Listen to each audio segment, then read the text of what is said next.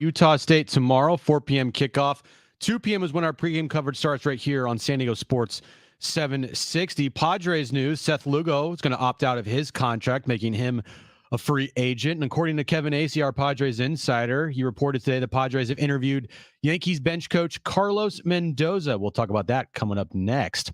Check out what DraftKings has to offer this season with Code Sports, because life's more fun when you're in on the action. DraftKings, the crown is yours. Gambling problem? Call 1-800-GAMBLER. Age and eligibility restrictions do apply. Void where prohibited. See DraftKings.com for details today.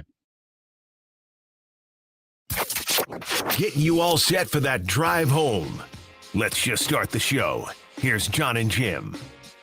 All right, San Diego and Southern California, what's going on? It is hour one of Jon and Jim. It is Friday afternoon. We have a great show for you here today. Lamont Butler will swing by the studio in the 5 o'clock hour. Be listening for that. Lamont Butler, Aztecs open their basketball season on Monday against Cal State Fullerton. Their head coach, Dedrick Taylor, will join us at 4:30. And we'll get you ready for the Rams this weekend as well in Green Bay. Not against Brent's Packers. Against the Packers at 4 p.m. JB Long. What a game that's going to be. Oh, that's a big one. There's no question about it, Rams and Packers. But here's the thing. Here is the lead today, and we said this yesterday. We have San Diego State basketball tickets for Monday night, 2 pairs to give away. Which means this. You need to be listening. We will give away a pair of San Diego State basketball tickets for the banner-raising night, Monday night against Cal State Fullerton, this hour. And then we'll give away another pair later in the show. But this hour, you need to be listening at any point. I'm going to call for it. You need to call. Do not call now. We will give away a pair of tickets to San Diego State's season opener on Monday. I looked at this. They put single game tickets on sale, Jim, maybe 10 or 14 days ago. And when I looked that day, I clicked on every single Aztec home game at like Ticketmaster. Of course you did. And there were literally like 30 tickets for one game, 45 tickets for another game, 60 tickets for like the entire season was sold out 2 weeks ago. Of course, Monday night is sold out. So if you want to get inside Viejas Arena, we have tickets for you. Be listening for your chance to win those tickets. It is a busy time for San Diego State football Saturday, pregame coverage at 2. You mentioned it in your update. Then San Diego State basketball on Monday. Of course, this Padres managerial search continues as well, but it's a big couple of days for San Diego State fans. Aztecs football, followed by basketball. Somehow it is back. Yeah, it's about Monday for me. San Diego State, basketball, the Final Four raising banners, the other banners that they're raising. That's the big one for me. And it's going to be the first time that this team, not the first time because they played an exhibition game the other day against San Marcos, but the first real time that it counts again. New season. The place is going to be packed. There won't be an empty seat in this place. So it's about Monday for me. All right, it's about Monday for Jim, although he will be on pregame coverage tomorrow outside Snapdragon Stadium. I'm just looking at the thing. I'm just looking at Monday as like the big it's huge party. You got 4. We mentioned this yesterday. They have 4 banners going up. You got Mountain West regular season title. You have Mountain West tournament title. You have Final Four banner, and you have an update to a banner that has all your NCAA tournament appearances. So get there early. 7:30 is the tip time Monday. Our pregame coverage will begin at 6 p.m. Plus, we have Jon and Jim outside of Viejas Arena. All right, the Padres search for a manager continues into this Friday. The offseason underway. Kevin Acee reporting within the last maybe 90 minutes that the Padres will interview Carlos Mendoza. This adds to Mike Schilt, Ryan Flaherty, and Benji Gill. Kevin also threw in an interesting word choice in the Benji Gill interview, saying that the Padres were, quote unquote, impressed with Gill in his interview. But he also said this: Schilt and Flaherty expected still to be front runners. Do we know anything about Carlos Mendoza that would lead us to believe that he could somehow land this job? He's never managed the major leagues. He's 43 years of age. He's interviewed this offseason with the Mets and the Guardians for their managerial gig. But do you think this has legs to it, or is this just checking boxes and interviewing outside candidates? This is, to me, now a trend. And I think that, they're going first-time manager again. Interesting. Okay, yeah, because 3 of these candidates would be first time. Benji Gill, Ryan Flaherty, Carlos Mendoza. Interesting. Probably someone else in the mix. But I hadn't thought about that. Just looking at the pattern here, feels like another first-time manager. And I don't know anything about Carlos Mendoza. Yeah. I'll be honest with you. I know nothing. I barely know anything about Benji Gill. I know that Ryan Flaherty has been here for a couple seasons as the offensive coordinator, hitting coach, whatever you want to call it, and the offense has struggled with him here. I know Mike Schilt has been MIA from the coaching ranks for the last couple of years. He briefly was in the dugout because of Matt Williams and his situation this past year. He hasn't been interviewed for any manager job that I think I know of the last couple of seasons. Yeah. And that's all you know. So to me, it looks like this is going down the first time manager route again.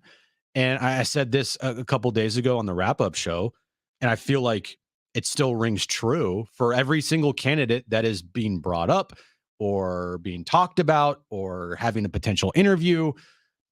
No matter who they hire from day one, it's a step down from what they had. You think Carlos Mendoza would be a step down potentially from Bob Melvin? On day one, yes. No, I agree. So I don't know what to think. It's one of those things where whoever they hire, I don't know if the fan base is going to be super excited about it. I know you're going to have some people out there that are Preller fanboys saying, "Oh, what a genius move." And it's going to be like, dude, you know, nothing, stop. So whoever's hired, okay. I want this to be, done quickly because, I mean, the off season is now here and we start free agency on Monday. The GM meetings are on Monday. We're less than a month away, I think, or maybe exactly 1 month away from the winter meetings. Like, it kind of be nice to have a manager in place. Well, Kevin wrote that they're expected to name a manager within the next week. By the way, there's 6 teams right now with the current vacancy. The one thing I kind of like about Mendoza, as opposed to, we've brought this up a couple of times here recently. By the way, I don't think this means they're going first-time manager because I still think Mike Schilt might be the ultimate front runner. But what I like about Mendoza is, for whatever reason, he's interviewed for 5 jobs the last 2 years. Now, maybe it's not a good sign he hasn't landed them. He interviewed with the Giants before they hired Melvin this offseason. He has gotten consideration from the White Sox and the Red Sox in previous offseasons.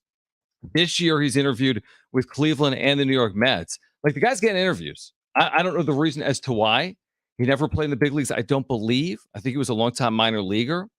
For whatever that's worth, he's been a longtime coach, although not a manager in the minor leagues. You'd have to go back a decade plus.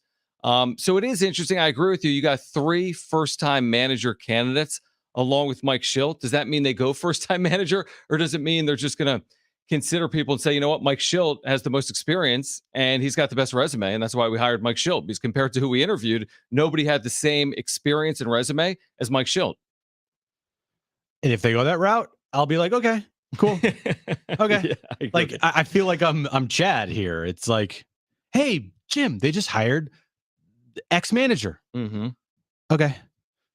Like, unless AJ pulls a rabbit out of his hat and is getting somebody, or goes and hires somebody that we're not even thinking of, like he did with Bob Melvin a couple years ago, then it'd be like, oh, whoa, didn't see that coming.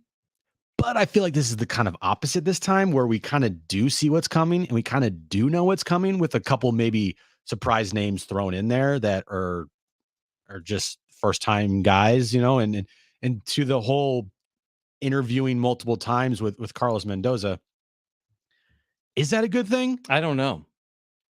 5 interviews in the last couple of off seasons. I mean, but he hasn't landed a job. I mean, that should kind of tell you all you need to know. Like, hey, he's interviewed 5 times in the last couple years for managerial jobs. This might be the 6th, the Padres. Maybe. And he hasn't gotten hired at any one of them. What about the idea? Preller was like, hey, listen, we're getting a lot of interest, but I'm not hearing the high level. And we're getting interest from really, like, highly credible manager candidates, but I'm not hearing Craig Counsell's and Skip Schumacher's. I'm hearing Carlos Mendoza's and Benji Gill. With all due respect, they might be qualified future managers. They may do a good job, but you're not hearing the Bob Melvins of 2021 here in the 2023 offseason. Well, who would be the Bob Melvins of 2023? Well, I think Craig Counsell, Skip Schumacher would be in that list. I think Craig Counsell would absolutely be in that list with his success in Milwaukee. Craig Counsell wants to have like a record payday to be a manager. And that's the other thing, though. The point being that do these managers with options want to be here? Does this maybe point to the fact that they don't want to pay a manager? I don't know. Or you paid $4 million a year to Melvin. The fact that if Preller gets blown out, you are too. So do you want to come here with the lack of security? It's already, the ice is very thin here. What do you think? So they paid Bob Melvin $4 million. I mean, there's no way they solely got rid of him for money, right? We all agree with that. There's no way he's not here because of the $4 million. They got rid of him because Preller and They AJ couldn't work together. So, and by the way, the Padres save $4 million. Well, yeah, until they hire someone's going to get $1 million or $2 million. So it's not going to be $4 million of savings. It's going to be like $2 million. All right, 844-570-1360. If you want to weigh in on this, Carlos Mendoza is the fourth official candidate that will or is expected to interview for the Padres vacancy. We expect to have a hire by the end of next week per Kevin Acee. And I'm with you. This is not going to be, in all likelihood, the Bob Melvin, hey, everyone's excited hire. No. It's going to be, well, they had to do it. They checked the box. Now we can talk about free agency and the winter meetings, to your point, Trick. Yeah. But it's not going to be, whenever this hire comes, and I'm not going to be overly critical, but I'm also not going to be overly celebratory of whoever they hire, assuming it's not like a Craig Counsell. Yeah, I don't think this will be Jace Tingler level of what complete the rando, F? Right? Like reaction-wise, right? I don't think it's going to be that type of reaction because that type of reaction, that was a head scratcher for everybody. It was I remember that day. Really going with Jace Tingler? Like nothing against Jace Tingler, but well, really? I don't feel like it's going to be that type of reaction to whoever they hire. I agree. I do feel it's going to be a reaction more towards the shrug of the shoulders and okay. The crickets, like, oh. Like it's just not going to make a headway. And it might make a little bit of splash nationally for baseball, but like other than that, it's not going to be viewed like it was with Bob Melvin. When Bob Melvin was hired here, it was, whoa. They're going for it. They're going for it. They got a credible big boy table, credible manager, has won in the past, both leagues, manager of the year 3 times. A lot of playoff teams. One of the most respected managers and baseball people in the game today. I agree. And then they decided that we don't want that. We want someone else. Well, what's going to be still amazing to me. What's going to be interesting when Jeff Passan tweets, the Padres have hired Mike Schild or they've hired Carlos Mendoza. Yeah. And you look at the retweets and comments on his tweet, it's not going to be a huge number. No. Like there's not going to be, oh my gosh, they did it. They've hired Mike Schild. This is so massive that the Padres have done this. Man, this is a new era of Padres baseball, where to your point, I think when Jeff Passan tweeted Bob Melvin's the next Padres manager, that had intrigue and excitement across the sport. Wow, look at what the Padres are doing right now in going for it. I just don't you feel like a team needing to win right now with the pressure that they have and with the payroll that they have, and I'm talking about any team in baseball, like Mets? The Mets. Yeah. Or, well, I don't think the Mets are trying to win next year, but they have a huge payroll. I'm thinking like Cleveland? Yeah, Cleveland maybe. But they're not trying to win right now, are they? They don't have a high payroll. They never have a high payroll, but consistently they've been they've been a winning franchise consistently, I would say. Cleveland. I'll say this. For any team in any sport, I'll just go that route. For any team in any sport, when you are coming off of a disaster season and you end up firing your manager or your coach or whatever. Right. And the expectation is we put a lot of money in this team. We're expected to win right now. We want to win right now. Look at the Raiders, for example. Okay. Going out and hiring a first-time guy, I don't know if that's the best course of action. You want to hire somebody credible. You want to hire somebody that's respected. You want to hire, not like just to hire somebody just to have that splash and win the press conference, but you want to hire somebody that's like been there, knows his stuff, respected, credible. That's the guy. And I don't know if the Padres can. And I feel like going the first time manager route again, especially with the pressure that this team is under to win now, because if they don't win next year, like I would assume Preller's gone, even though he has a million lives. Can you really afford to go Carlos Mendoza and hope that it works with the clubhouse and dynamic that you have here in play? You just made a great point. Mark it. Mark that on the tape. Point of there's two things there. It's A, do they want to go with a Melvin type? The answer is no. And B, would a Melvin type, and forget about Melvin, he's a bit of a unicorn. There's not a lot of 20-year managers looking for jobs right now in baseball, maybe like a Buck Showalter. But B, does that 20-year credible manager with the resume want to come here? And Probably that's not. what's pointing them now to these inexperienced, non-sought-after candidates. Mike Schild, he's got the experience. He's not sought after. How do I know it? There's 6 vacancies. He's not getting interviews. Ryan Flaherty, is he sought after? He's never managed. Carlos Mendoza, Benji Gill. So so we have all the evidence we know Yeah. that this isn't the best job out there and that there's some question marks about it. There's question marks about AJ Preller's future, the payroll next year, and that's why these are the candidates that they're interviewing because this is basically the best that they I, can do. I'm trying to think of like who's out there right now that's available. I know he just retired, like, but it's interesting. Like Mm, Terry Francona. no. I know, He's I know, done. I know. He's not doing. I'm just thinking about Yeah, Dusty's I'm done. thinking about a hypothetical situation. If the Padres were a desirable destination, okay, looking for that guy, that manager to like really put this team over the hump and solidify this organization, I think you would be seen. And I know this is not possible, but hey, Dusty Baker's interested. Terry Francona's interested. Buck Showalter's interested. Right, a win now job. I'm not saying that those managers are like the greatest managers of all time, even though I think Dusty's amazing. And I think Terry Francona is great too. Not so much Buck Showalter, but my point is the manager that's been around the block and potentially is either won a World Series or been in a World Series and respected and everybody knows in baseball. You're not seeing any of that here. You're seeing a bunch of first-time guys hungry to get a job. And I'm not saying that Benji Gill couldn't be a good manager. Right. Absolutely could. Yeah. I'm not saying Carlos Mendoza or Ryan Flaherty or Mike Schilt could be a good manager still. Like, I'm not saying that. I'm just saying that the perception of this franchise, I think, is greater than what the Padres actually like. I think the Padres view themselves in a higher light than they're actually really viewed. I agree with that. And I also, let me ask you this. Do you think the fact that they began this process 9 or 10 days ago when AJ Preller spoke to the media when Melvin was hired in San Francisco and that they're still bringing in candidates speaks to their unsureness about your internal candidates? Yeah. Because if you wanted to go with Schilt or Flaherty, You would have hired him already. unless you want the appearance of we searched Oh, yeah, that too. high and far for the best manager and we kept coming back to Ryan Flaherty. We interviewed everybody that no one's heard of. Right. And we interviewed people at the New York Yankees. Oh, Yankees. And the Angels. Benji Gill. He knows Shohei Ohtani. He's been smiling with him in the dugout for 2 years. And we searched far and wide, and we kept coming back to Mike Schilt. Is it that? I think it's more leaning towards that than not. I don't think that's I don't feel like that's the full 100% belief of like what they're doing this, but they can say all they want. Like, oh, we really wanted Bob back, but the Giants just, we wanted to do what's best for Bob and blah, blah, blah, blah. Give me a break. You wanted him gone just as bad as the next. Okay. If you wanted to, you would have, got him a plane ticket, get him a service car from the airport to drive him to AT&T or whatever, Oracle Park now. You would have done that in a heartbeat. And also you would have never allowed him to interview in division if you truly wanted him back.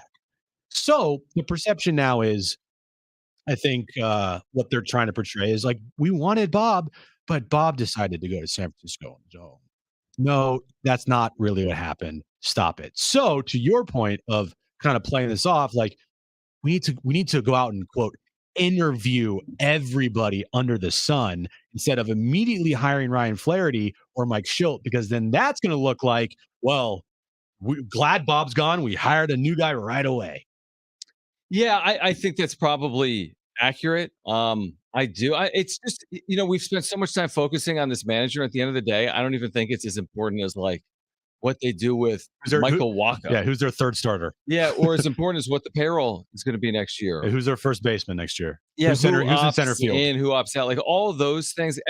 And this goes back to the importance of Preller. And we say, well, does a manager have value? Yeah, a manager's got value, but make no mistake, it starts with a general manager. Like you can't solely hold a manager accountable for wins and losses like you can with a general manager. I mean, that is the general manager's job to put the roster together. You could then fault the manager for not executing maybe fully, but this is all on Preller.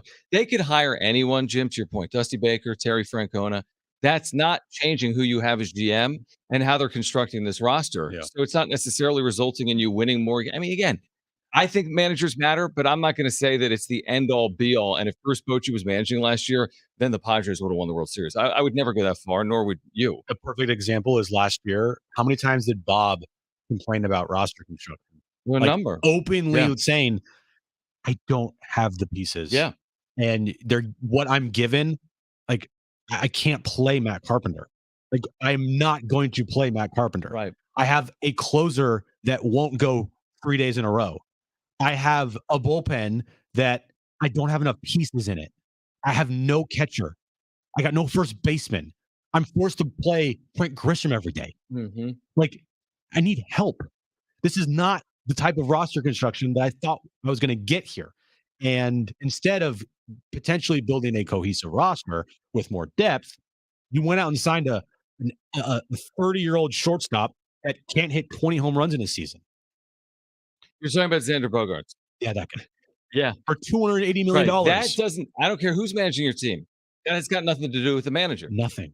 Now the manager can elevate guys and give them, put them in better positions and make better moves. And I agree, Bob had a lot of faults this year. Yeah, I agree.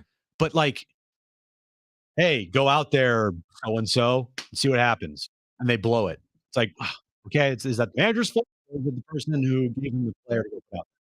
A lot of questions. Hopefully, we begin to get some answers as soon as next week when the Padres are expected, according to Kevin Acee, to potentially name their next manager. All right, we've got a really good show for you this hour. You have to stay with us. We're giving away a pair of tickets to San Diego State's opener on Monday against Cal State Fullerton at Viejas Arena. Be listening. By the way, the Cal State Fullerton head coach, Dedrick Taylor, will join us at 4:30. I think he recruited James Harden to ASU back in the day.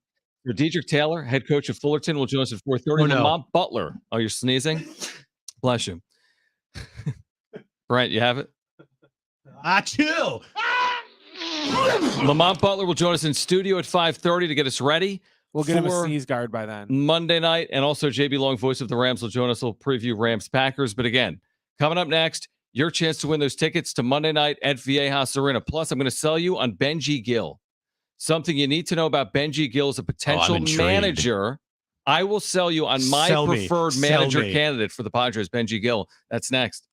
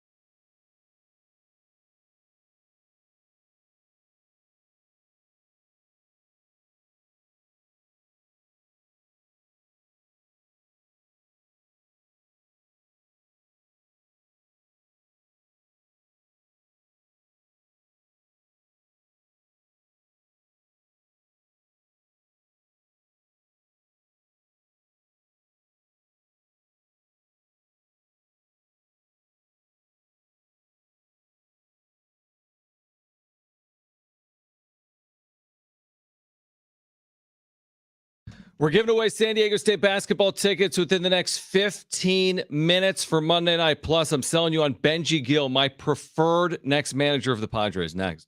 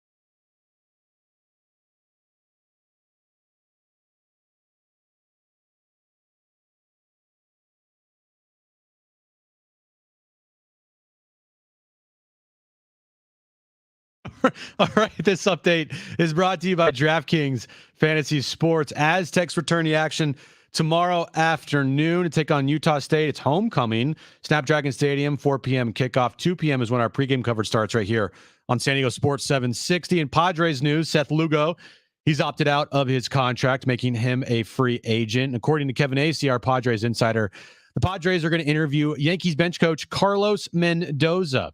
Check out what DraftKings has to offer this season with Code Sports, because life's more fun when you're in on the action. DraftKings, the crown is yours. Gambling problem? Call 1-800-GAMBLER. Age and eligibility restrictions do apply. Void where prohibited. See DraftKings.com for details today.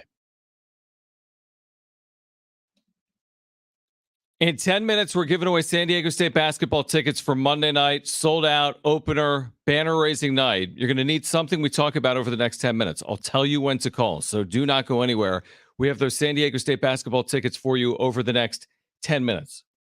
All right. Benji Gill. What about him? For me, is emerging, Jim. He's emerging among the other candidates. I know it's hard to imagine.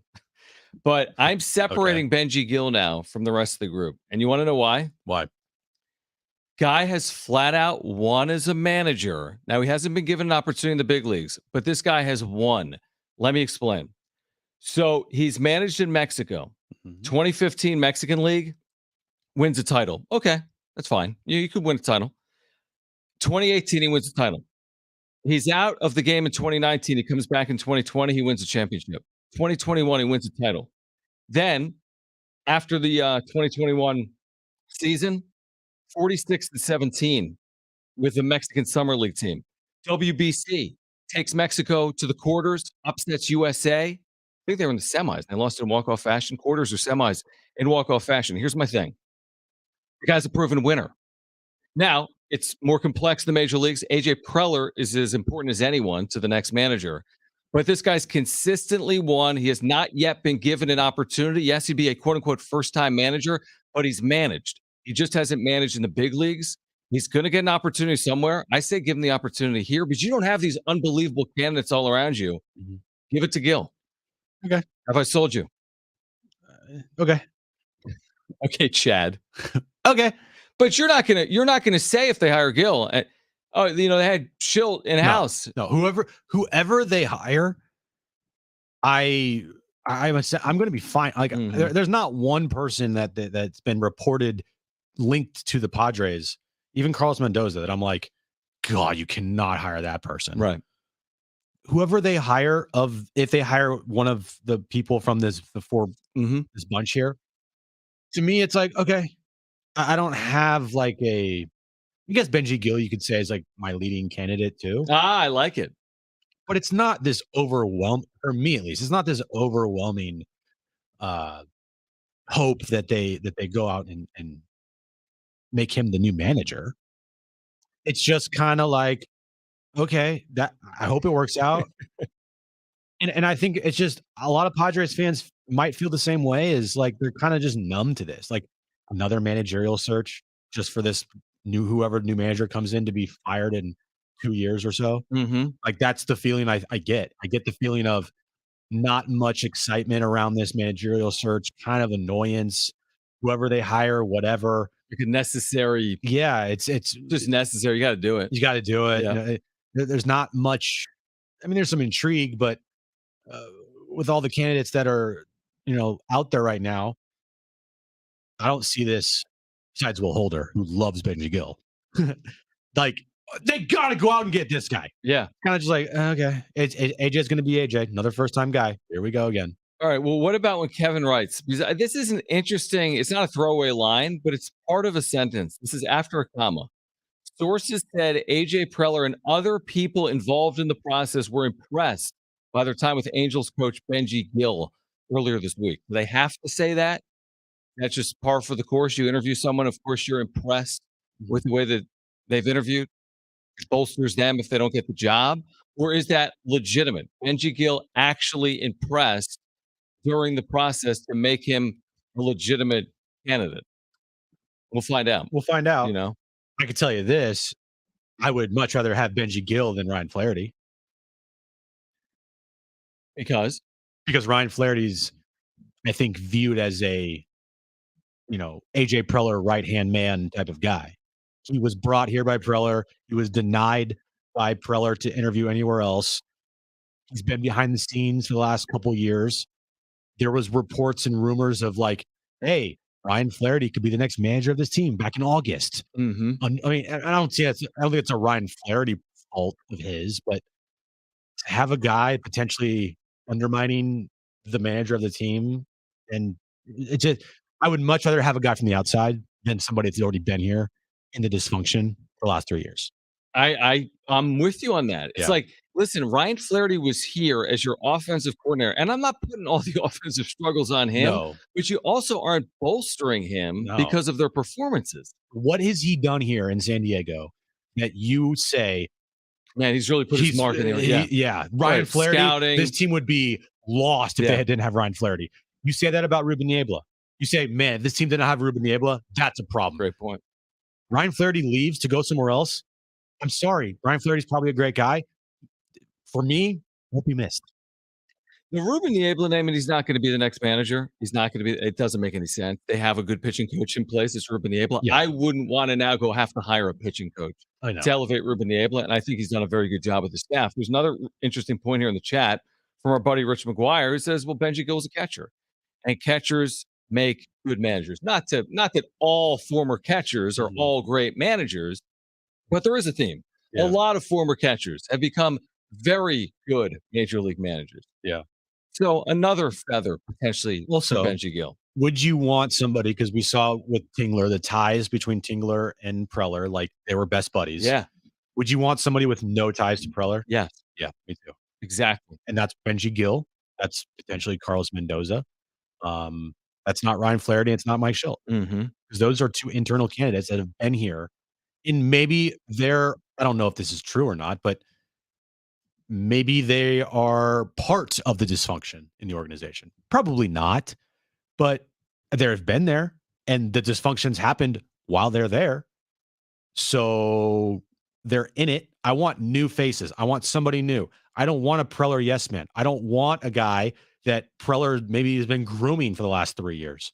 I don't want a guy that's going to not push back against Preller. I want somebody that's going to stand up to Preller.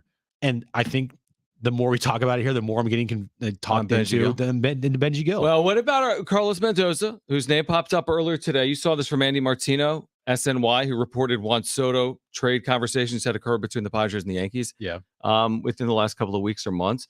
Andy Martino today saying one observation from being around Carlos Mendoza is he will push back, and he's not afraid of letting a player know when he's not happy. And he's not one of these just yes men, go with the trend, go with the flow. He's willing to offer his actual opinion, and he's willing to ruffle feathers. And that's a positive per Andy Martino in his interactions around the New York Yankees. Now, again, I don't know if that alone makes him all of a sudden a legitimate candidate or not. It's interesting to hear something like that, but you're talking about crazy dynamics with the Padres. So if push back on Manny, like what does that mean? If Manny has a horrible at bat and you see Carlos Mendoza kind of ribbing him in the dugout, think that's going to go over well? Yeah, exactly. He wrote, Andy Martino, he's totally unafraid to be the bad cop when he and Aaron Boone see something they don't like. I don't know how that works in San Diego, though. In New York, you got Aaron Judge, who is the far and away leader of that team. Mm-hmm. We heard what Aaron Judge said. Yeah, he's like, this season was a disaster. Yeah, and he's like, it's about winning championships. Like, end of discussion. Right. And I remember we talked about it. We would have loved if we heard that from the leaders of this Padres team. Instead, you got it's the media's fault for expectations, and it's just baseball, and blah, blah, blah, blah, blah. Yep.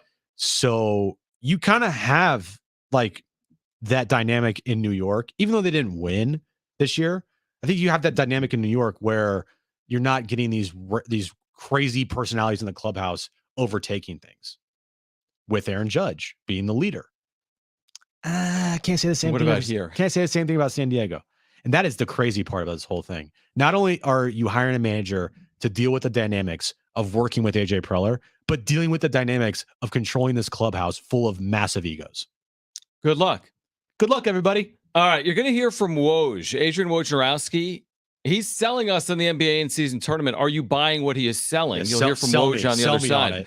Caller 7 right now. Who is our preferred managerial candidate? Caller 7 with that information is going to San Diego State against Cal State Fullerton Monday night at Viejas Arena. 844-570-1360. Tickets and info at GoAztecs.com. Game sold out, but tickets and info at GoAztecs.com. Caller 7, who's our preferred candidate? 844-570-1360. If you don't win now, we have another pair for you later in the show. You're going to hear from Woj next. Stay with us.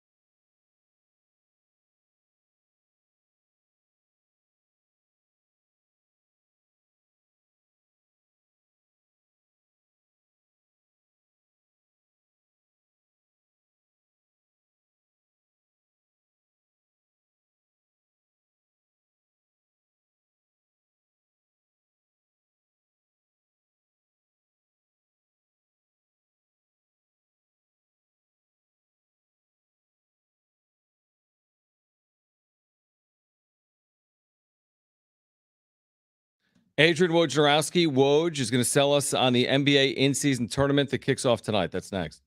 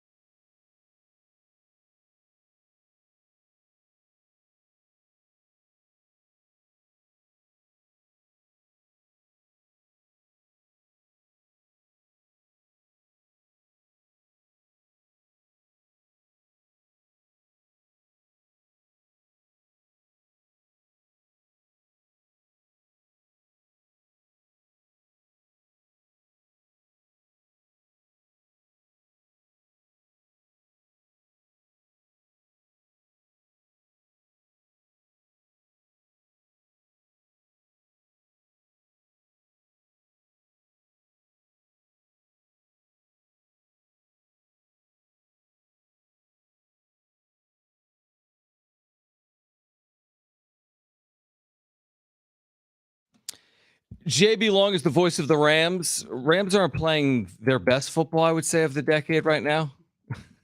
The decade? Yeah, I mean, they won a Super Bowl 2 years ago, and they're not good right They now. played worse than this. They've played worse? They've been worse than this. A lot worse? This decade? Yeah. Last year? No, they're fine last year. So when have they been worse than this? Before they came to LA? This decade started 4 years ago. Oh. I was thinking about the last 10 years. Anyway, JB Long is going to join us coming up at 4 p.m. Dedrick Taylor, head coach at Cal State Fullerton, that's San Diego State's opponent Monday night. We're giving away tickets for that still ahead. If you didn't win a moment ago, he'll join us at 4:30. Lamont Butler in studio will join us coming up at 5:30. Woj. Take a photo of that. Potentially. We can talk. We don't even need to talk about that. Yeah. Woj, did you hear what he had to say? Have you heard this sound?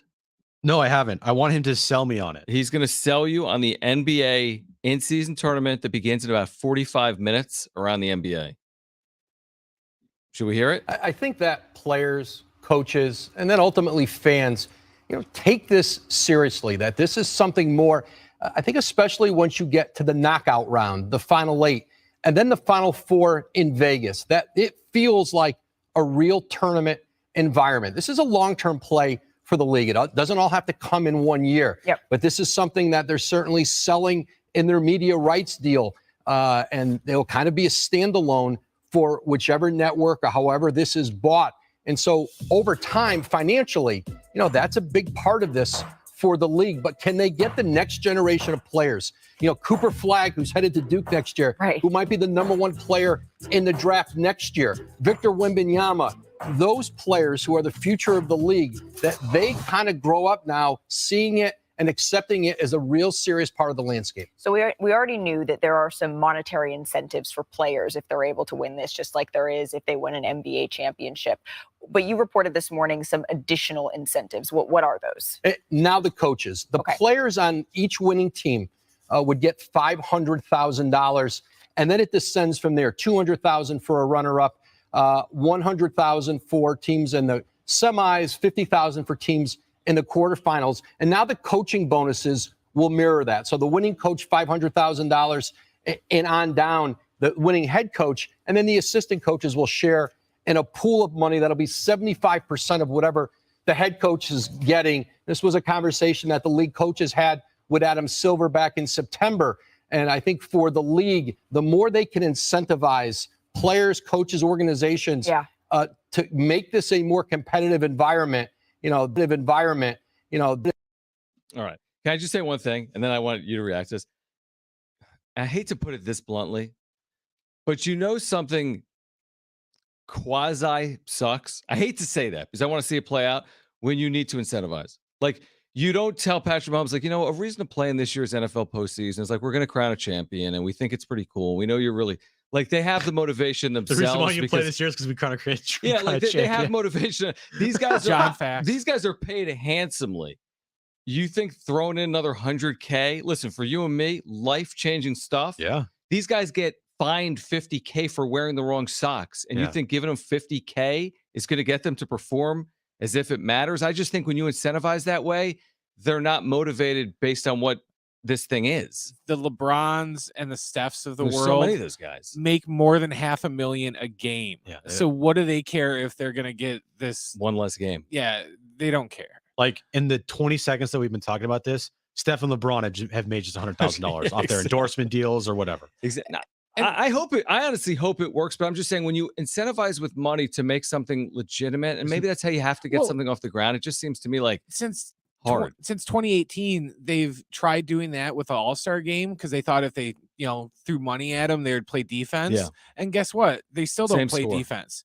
So, the money, they would have to give them just an astronomical amount of money to just have it make a dent in their pocketbook to where it's like, oh, you make $38 million a year, here's $5 million if you win this cup. Look, and they can't afford to do that. These aren't preseason games. These aren't random exhibition games, whatever the case may be. These are regular season games. So they're going to go out there and they're going to try to win. But there's not going to be this overwhelming pressure or like whatever you want to call it. Like in the playoffs and in the NBA finals, it's like the pressure is 1,000. Okay. You're in the NBA finals. You're in the postseason. All those games, defense. The games are lower scoring. Yeah. These are regular season games, but just they're putting titles on them and saying that, oh, this is group play and this is a championship and this is an in-season tournament. I'll watch just because it's regular season basketball to me.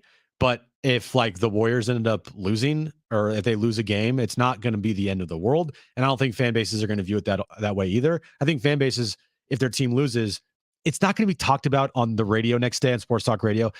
Man, LeBron couldn't win the in-season tournament. How does this affect his legacy? For me, this feels kind of like the way baseball decided that we're going to ask non-baseball people how to fix the game. Because, I thought the rules played a huge factor this year, and I thought they helped. Well, I know, but I just mean, but I mean, at the end of the day, it was the lowest rated World Series. People like me and Jim that are actual NBA fans, we're watching now already. Yeah. This is the NBA going.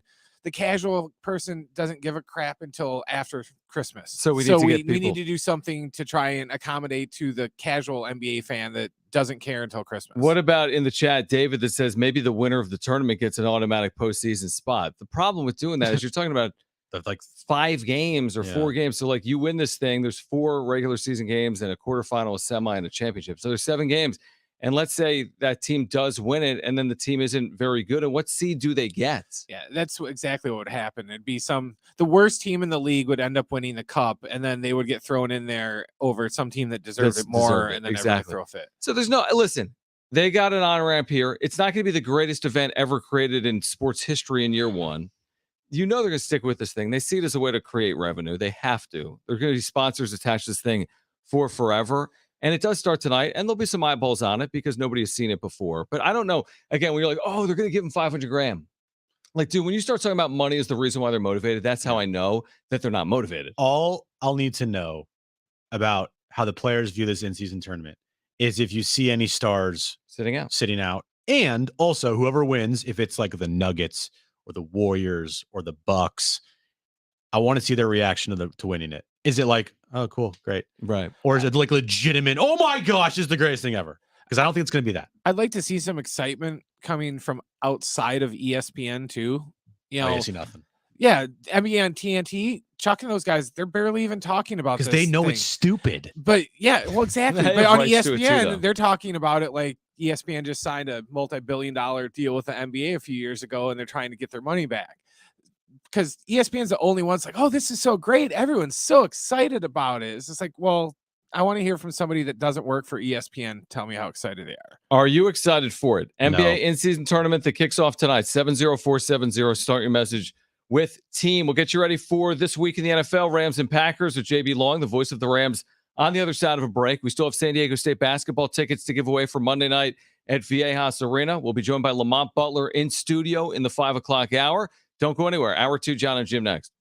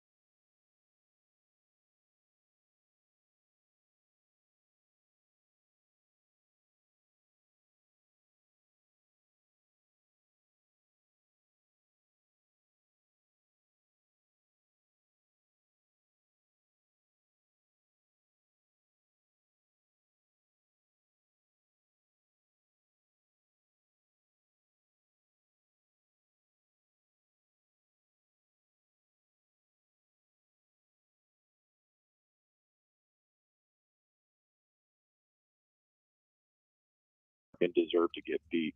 But what you said on the first part of that question to me is the most compelling reason to hang around and wait and see for these Rams, because yes, the schedule that they've played to date, I think as strong as any in the league. The collective record of the teams they've played thus far is cumulatively 9 games above 500, I believe, and the remaining schedule 5 games below 500.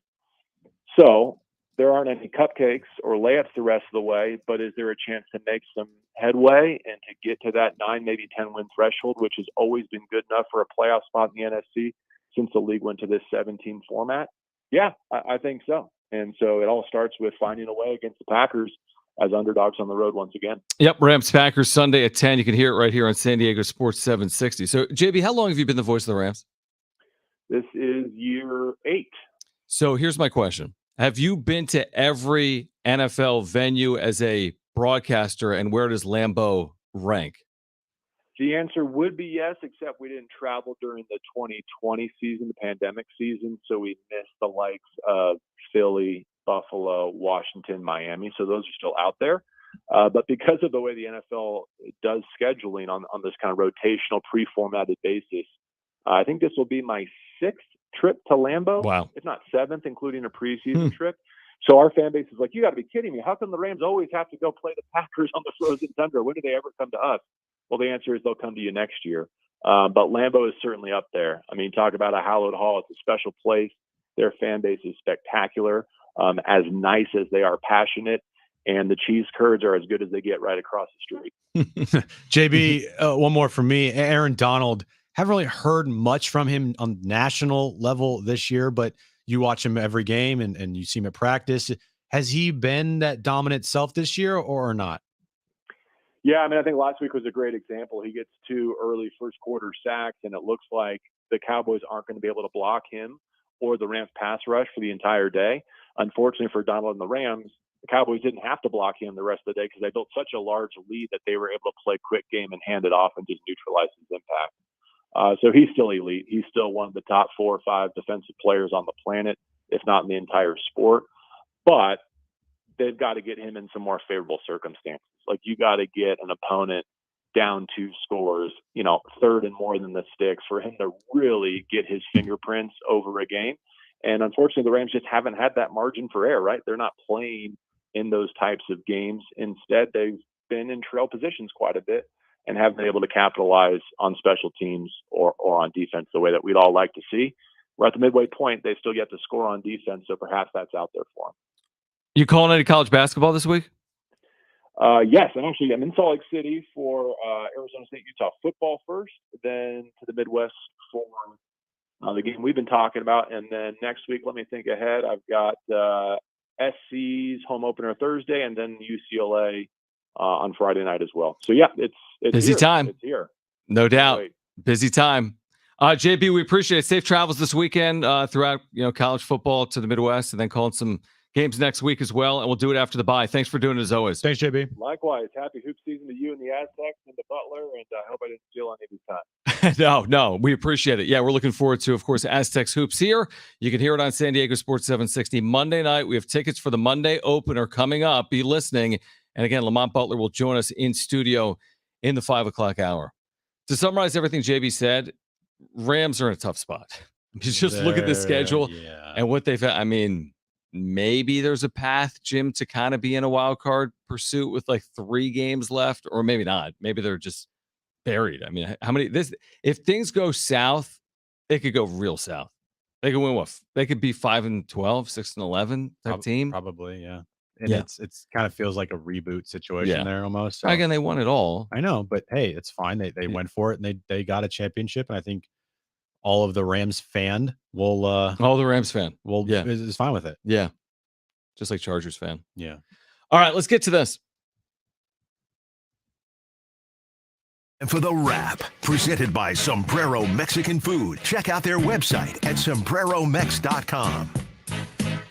Who's your favorite to win the NBA's in-season tournament that kicks off tonight? Well, considering that every single team in the NBA is in it, I'll just go with the best team, and I'll go with the Denver Nuggets. Even though they're playing the Mavericks the first game of group play, which is a tough matchup. But I mean, it's hard to say who's the favorite when literally the entire NBA is in it. So I'll go with the Nuggets. I'm looking at like odds to win different groups on ESPN.com. I'm going to go with the Clippers. So who are stupid. Now, the Clippers are in the Nuggets group, Jim. So you're going to have to go through the Nuggets if you're the Clippers to potentially win this in-season tournament. Man. But Clippers don't win anything, and the Clippers have like 100 stars. And if there's anything the Clippers could win, it's this like 4-game tournament.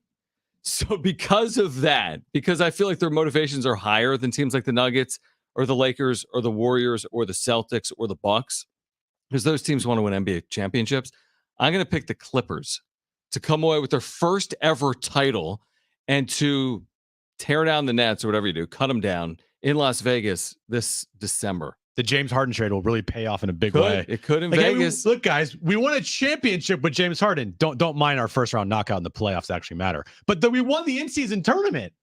It's because of James Harden. Exactly. And I don't even know if he's going to play, by the way. So again, my point of, he'll be playing. You think so? I have no idea. By the way, by the end of it, he will, because it's like a month and a half. Yeah. Real quick before we move on here, did you hear his comments the other day when he was introduced? Yeah, when he said like, I'm not like part of a system. I'm the system. I am the system. Bro, you're the worst system in basketball. You're a ball hog that dribbles 1,000 times, only can play off a pick and roll, and you'll never win anything in your life. Fair. I agree with you. And he's been terrible in the postseason. I will say this. He led the league in assists last year. That's great. He's a losing player. Okay, but your whole ball hog. And that is the perception. I agree with it. He averaged 11 assists per game last year, Jim. He might be the leading all-time assist man in the history of the in-season tournament in a month. Yeah, I know, but he's on a team with a bunch of other guys that need the ball in their hands That's the true. whole time. That's true. Yeah, it'll work out great there. All right, next question. College basketball season starts on Monday. Name one team that you think will reach the Final Four. Only one. Top 25's out. Who's number one ranked? Do you have Google? Come on, Mr. College basketball. Yeah, Tulane. Come on, you're Mr. College basketball. I am. I have my own pick. I'm not. All you care about is Ken Palm and net rankings. That's why I'm not sharing with you. And where the Aztecs are ranked. Georgia and Florida State. Oh wait, that's football. Basketball rankings. Of course I do. What do you want to know? Who the top 5 is? Okay, so you're just gonna pick one of them. Kansas, Duke, shocking. Purdue, Michigan State, Marquette. I'll go with FAU. FAU back-to-back years. They returned their entire team. They do. He had to hear the rankings. To say Duke FAU. and I love Kansas. Yeah. Okay, you say FAU. I'll say another team that was in the Final Four last year. UConn. The University of Connecticut. They're replacing a ton. They have a ton back, including their backup center is like 7'4", Klingon. A couple of their guards are back, and it's UConn. I mean, they're always good in the tournament, and they're coming off a national championship. They're preseason number 6. I think UConn could do it again. Speaking of UConn, I was watching the Warriors game the other night against the Pelicans, and there's a guy on the court that was hitting a bunch of threes. And I was like, what? Hawkins? Jordan Hawkins. Yeah. He can flat out shoot. He is a pretty good player. Very fundamentally good player, good shot. And to think that that's who beat you. Yeah, that's who beat you. Like a top 13 pick, right? Was he lottery? Top 15 pick? It might have been lottery. Okay. He was, mid first round, I think at the latest. He started for the Pelicans last night. Yeah. Or a couple nights ago, whatever it was. I think he had like 15 points. 14th pick in the draft. So that is the lottery. In the lottery though. Yeah. Next question. Do you want the Padres to bring back Seth Lugo? I do, but not for the money that he's going to want. Mm-hmm. If I'm Seth Lugo, I'm asking for between 15 and 20 million. Yeah, I think that's fair. Look, if Mike Clevenger and Sean Manaea can get 12 million and whatever. Yeah. Like, I had a really good season last year. I proved that I can be a really good starter in this league.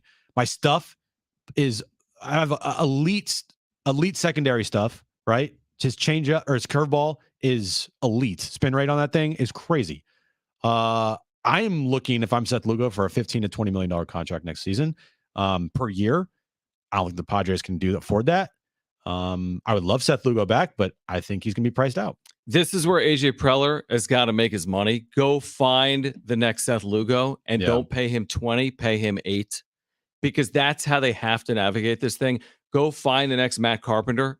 Bad example. Like go find a bench piece for $800K, not $6 million that won't help you. You got to be really good on the fringes where you got to pay 2 here, 4 here, 8 there, and you can't afford to offer Seth Lugo a $20.3 million qualifying offer. You need to go find the next Seth Lugo for $8 million, and that's why I think they should probably move on from Seth Lugo, even though he had a nice year. Do we have another question? Next question. Yeah, we usually do 4. I forgot. Oh, I don't hear me. Where's the music? It's playing. It's playing. You're in 2, buddy. Oh, yeah, sounds good. I remember my first day. What's a bigger game for the Aztecs this weekend? Saturday's football game or Monday's basketball game? Monday's basketball game. That is a good question, though, isn't it? It's nice. I like it. Monday's It's basketball. better than the usual last 2 we get. Yeah. Monday, just because of everything that's going to be involved, raising the banner, San Diego State basketball back, a winning team, a lot of returning players, replica ring night. It's going to be a filled arena, excuse me. Yep. Not a single seat will be not filled in that place. So yeah, Monday. In terms of like using the word bigger, like what's on the line? I mean, football needs a win to get to a bowl game. Basketball, of course, you could lose this game and still like make the NCAA tournament. Shoot, you could make a Final Four, but I agree with your line of thinking. I mean, people have circled the state since San Diego State made that magical run last March and April. I think Monday's going to be one of the great atmospheres in the history of Viejas Arena, if not the greatest atmosphere in the history of Viejas Arena. We'll be there outside, Jon and Jim broadcasting from 3 to 6, then pregame coverage from 6 to 7:30. Then you can hear the game, of course, with Ted Leitner on the call at 7:30. I think it's going to be incredible. Dedrick Taylor, head coach of Cal State Fullerton, will join us coming up in about 10 minutes as they are the opponent. Lamont Butler is going to join us in studio in the 5 o'clock hour. We have Aztec tickets to give away for Monday night as well. Jim will be in the building, I'm told. He's been approved for a credential, which that alone is kind of surprising that you've been approved, but that's encouraging. Unless the Aztecs don't win, and it's completely on you. I was thinking about this as I walked out of the Unless studio. I thought you were another Jim Russell. I'm like, okay, I really want to go to Monday night, Mm-hmm. but I know, and it was after our talking to Mark Ziegler. Okay. And he's like, Fullerton is not going to be an easy game. Right. And I'm like, well, you know, I always say that with every game. Yeah, but I believe you don't believe me. I don't believe you because you're scared. Right. You're scared about like if teams like 0-12, you're like, this could be one of those nights. That's what I said about Nevada football, and you laughed in my face. I did? Yeah. You're like, they're not. I'm like, they're going to beat someone. You're like, they are? I'm like, yeah, they are. Well, I was right. I was wrong. If I go and they lose to Cal State Fullerton, I will literally be mad at you. That's the problem here. Like but it's probably worth the risk. Because I'm always mad at you. What if I just stay for like the ceremony and then leave so I don't technically watch any of the game? But that's like soft. I know it is very soft. That's I don't want to do that. Soft. I want to watch. I want to stay there. Yeah, like tell Aaron, get Aaron a pizza or whatever. Like order food for Aaron. Okay. She can be at home with the dog. She's fine. She likes spending time with the dog. And you can go to the game. Breaking news. Hey, you can go to the game. I'm sure she'll be. You guys spend like every night together, right? Presumably. We live together, John. So yes, you do. So I'm saying she probably could use it. She could probably use a night where you're out of the house. Okay. Is that fair? Or?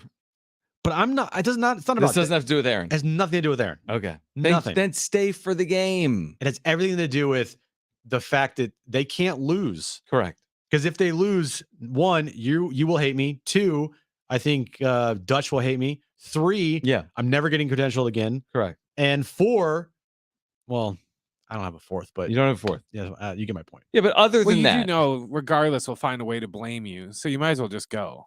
Correct. Yeah, they could win by 50, but if something negative happens, like Lamont picks up a second foul at like 16:58 of the first half, I'll blame you. They only go 19 to 20 from the free throw line. Right, like they missed a free fault. throw. Dude, it's going to be. I know. It's you got to go. Okay. And we're already going to be at Viejas Arena. You got the best of everything because the show ends at 6 o'clock, and you can make your way in, and you can get some food, and you can watch the banner ceremony, and you're going. You'll be there. But if something goes poorly, it's your fault. Okay. So that'll be Monday night. Just don't write a poem. No poems. Don't pull an Ernie. You remember that? What? Oh, you don't remember that? He might have been working. You might have been working across the street. You might have. Ernie made a poem. Yeah, wrote a poem. Ernie wrote like a Aztecs poem because they had like lost 2 straight games. He was trying to like and then they lost like another 3 straight. And I think they burned it right. Yeah, out back. Yeah, Ernie burned it because it got so bad that it was such a jinx. Should I come up with like a song and cringy song because it worked for the Rangers? I know, but don't do it. RJ, what is his name? JR Choppy. JR Choppy, man. Was it JR or RJ? RJ Choppy. RJ. Well, I know, but you would be JR Oh, Choppy. yeah. I do like JR that. Choppy coming up with the cringiest song. I mean, if it worked for the Rangers, I feel like that curse is lifted. Maybe. Off of cringy songs. Maybe not, but yeah. All right, Dedrick Taylor, head coach at Fullerton, longtime head coach at Fullerton. He's had some very good teams. They've got San Diego State Monday night. He'll join us to get us ready on the other side. Plus, Lamont Butler in studio in the 5 o'clock hour. And San Diego State basketball tickets for Monday night. We'll give those away as well. Stay with us on Jon and Jim.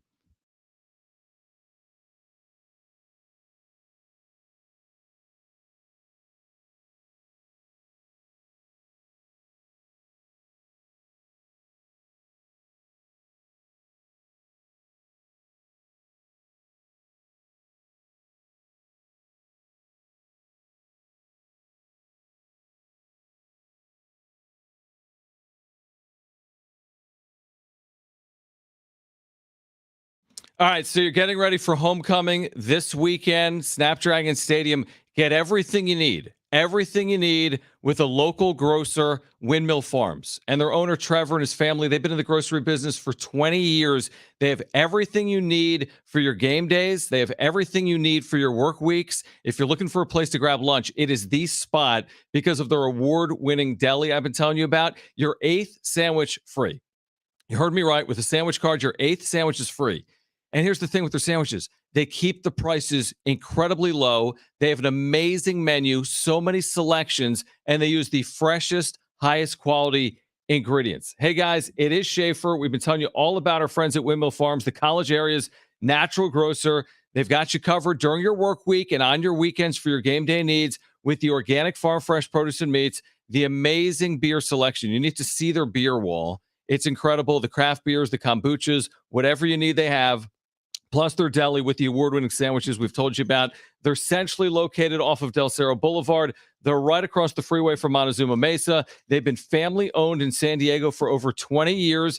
They have weekly specials for you at windmillfarmsmarket.com. If you don't live or work near Del Cerro, no problem. You can find Windmill Farms on Instacart. Have your groceries delivered directly to your doorstep. But kick off your weekend. Get ready for all the action, whether you're watching at home or you're going to be out in Mission Valley at Snapdragon this weekend. Shop local, shop at Windmill Farms.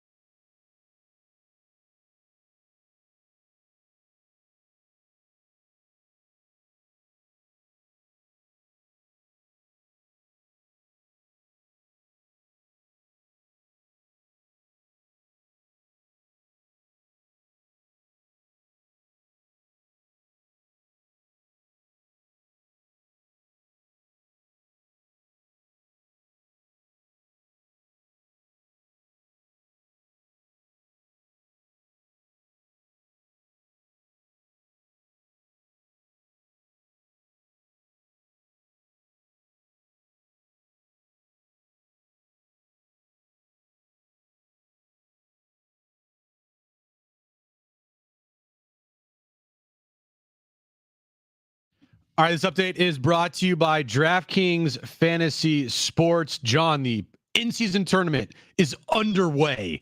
First game of the day, Pacers, Cavaliers. Pacers have a 22-17 lead with 4:46 left in the first. Why are you talking like that? I don't know. He can't contain his excitement. I'm so excited for this in-season tournament, man. Moving over to the Aztecs, they're back in action football-wise tomorrow against Utah State. It's homecoming, 4 p.m. kickoff. 2 p.m. is when our pregame coverage starts right here on San Diego Sports 760. Monday is the Aztecs basketball home opener against Cal State Fullerton. And some Padres news of the day. Seth Lugo, he's opted out of his deal, making him a free agent. And to no surprise, Matt Carpenter has opted into his deal for $5.5 million to be a Padre next season. Check out what DraftKings has to offer this season with Code Sports, because life's more fun when you're in on the action. DraftKings, the crown is yours. Gambling problem, call 1-800-GAMBLER. Age and eligibility restrictions do apply. Void where prohibited. See DraftKings.com for details today.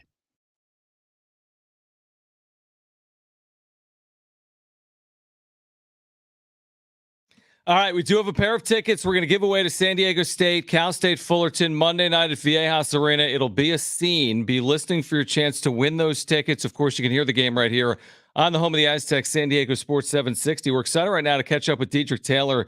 He's done a marvelous job with Fullerton over the years. He's taken them to the NCAA tournament on multiple occasions. Just this past year, Fullerton once again was in a Big West championship game. Coach, we appreciate you joining us here in San Diego. What has been your keys to some of the success you've enjoyed while at Cal State Fullerton over the last decade?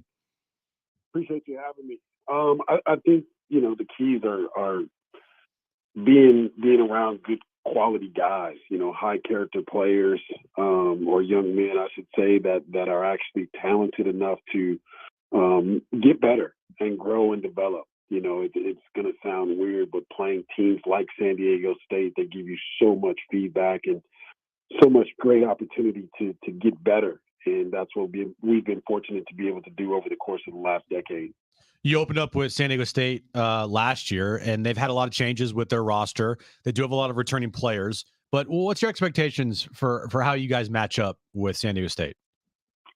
I think we'll find out. It's the first game of the season, and I think, again, like I just said, the feedback is monumental for us to continue to grow and continue to get better. And I think both of us, we expect good things at the end of our season, but I think this will tell us, if we're heading into the right direction and give us some feedback as to what we need to address and how we need to get better. But it's going to be a super exciting opportunity for us, obviously, to be there at, playing San Diego State under the circumstances, but then returning from the national championship game.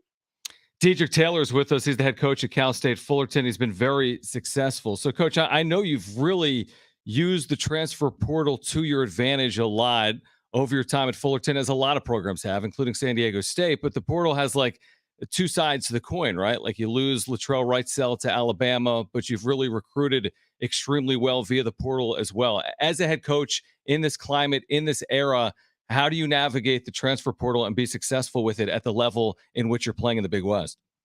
Yeah, I think you have to accept the fact that it's going to happen. It finally jumped up and bit us in the behind in terms of losing a guy like Latrell Sprewell, who was Latrell Wrightsell, who was our leading scorer for us last year, and he got plucked in the transfer portal. And I think you have to acknowledge the fact that it's going to happen.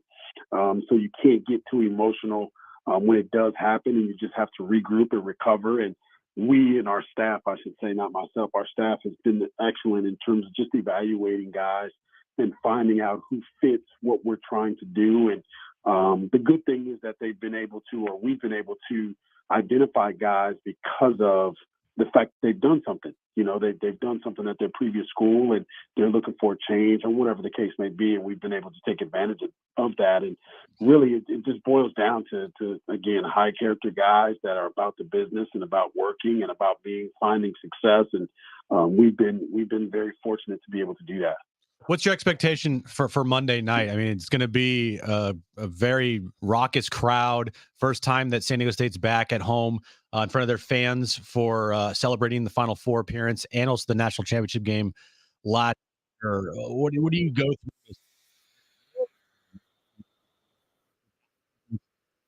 through?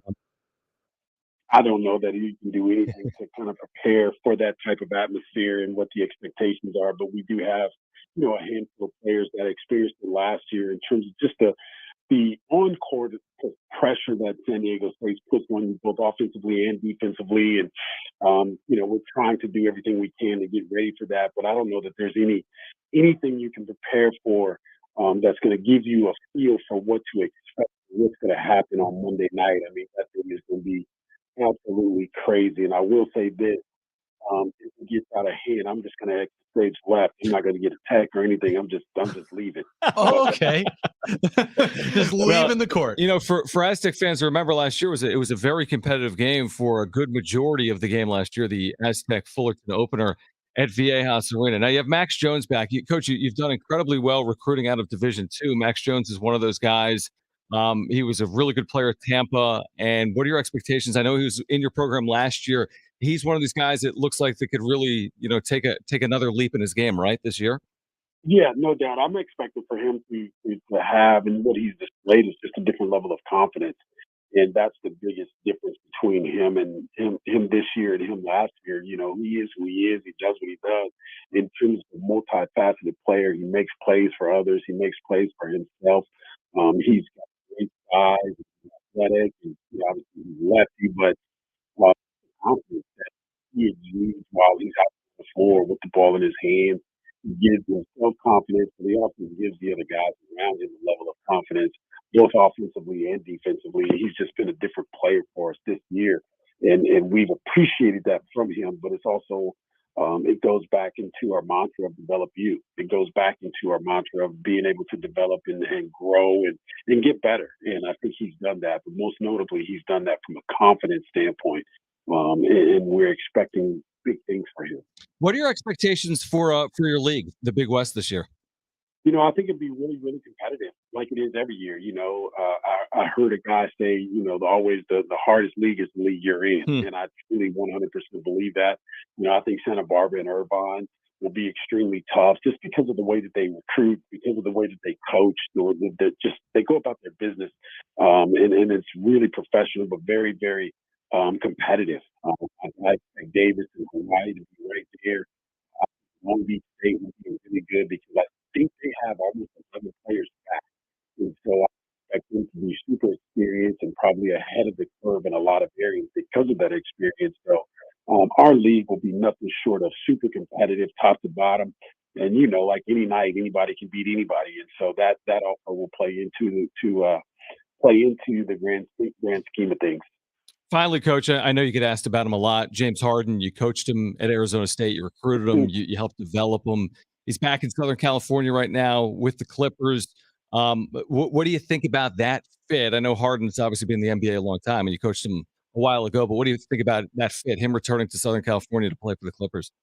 I think it's a good fit, for the simple fact that he's on the floor with three other really, really talented players that all come from Southern California. And so I think they all understand that. They all appreciate that. They all respect each other in terms of what they are individually. But this is an opportunity for them to do something great.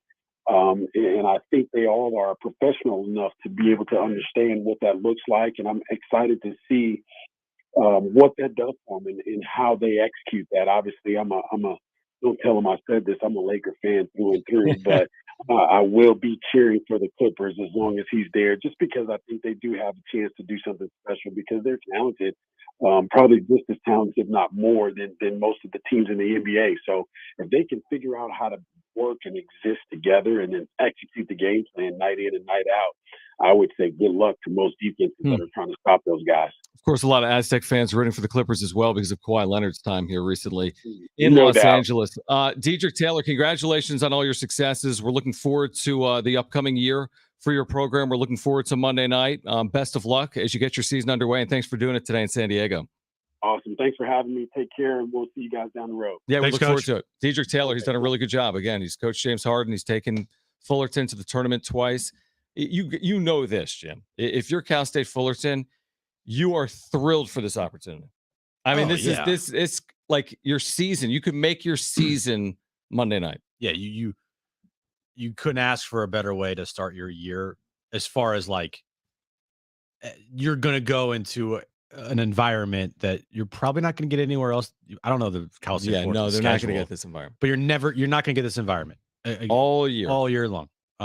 So might as well be at the first game of the year, and you know that their message is like, let's go spoil their night. 100%. I hope that doesn't happen. And if it does, it's on Jim. Yeah, because you'll be there. Oh man, dude, that can't happen. Like, Lamont Butler's going to join us in the 5 o'clock hour. Stop even putting that into the ether. You're doing that. Lamont Butler will join us the 5 o'clock hour. Also in the 5 o'clock hour, we're giving away San Diego State tickets for Cal State Fullerton Monday night, the banner raising night at Viejas Arena. Be listening for that. But on the other side, who wants a pair of tickets to see Vets Aid, North Island Credit Union Amphitheater, November 12th? It's a great show because it's got Jeff Lindsay LO, the war on drugs, Flaming Lips, and more. Okay. Call 844-570-1360 if you want those tickets right now. 844-570-1360. We have 2 free tickets. First 2 callers will be our contestants. The winner of our trivia game, Trainwreck Radio, gets those 2 free tickets. So you need to call right now if you want 2 free tickets to see Jeff Lindsay LO, the war on drugs, the Flaming Lips, and more. November 12th is coming up in like a week at the North Island Credit Union Amphitheater. Again, the number to call, 844-570-1360. Pick up the phone and call right now. Lamont Butler joins us in studio in the 5 o'clock hour. Stay with us.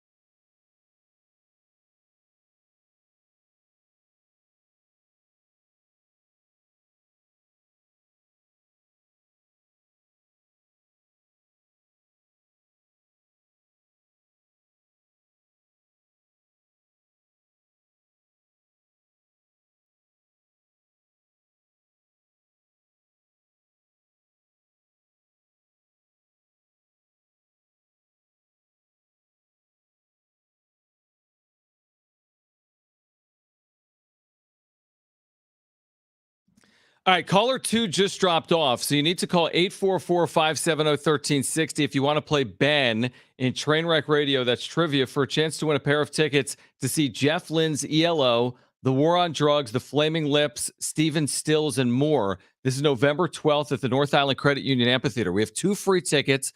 Call right now if you want them. 844-570-1360. 844-570-1360. Call right now. That's next.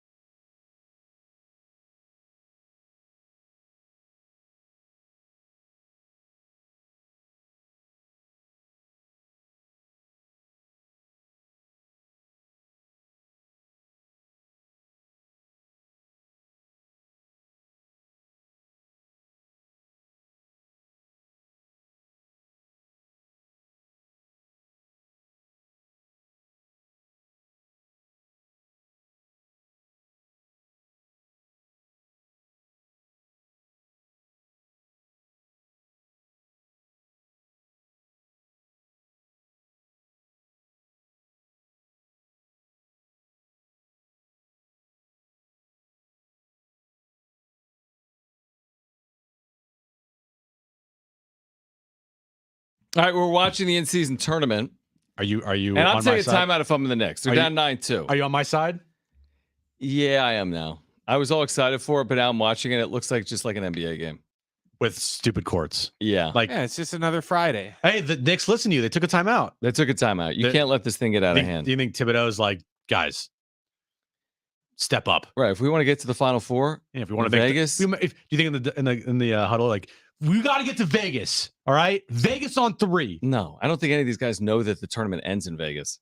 And the day you were gone, me and Jim talked about the renderings of the courts. Yeah, they're even uglier in real life than they were in the sketches. Dude, wait till you see OKC Thunder Court tonight. Are we going to be seeing that? Oh, it's against the Warriors. It's like the Boise State field, but like hardwood. Oh, really? It's all like blue. Super blue. Okay, coming up at the 5 o'clock hour, Lamont Butler will join us in studio and we'll give away San Diego State basketball tickets for Monday night. So we'll do that in the 5 o'clock hour. Right now, though, let's get to this.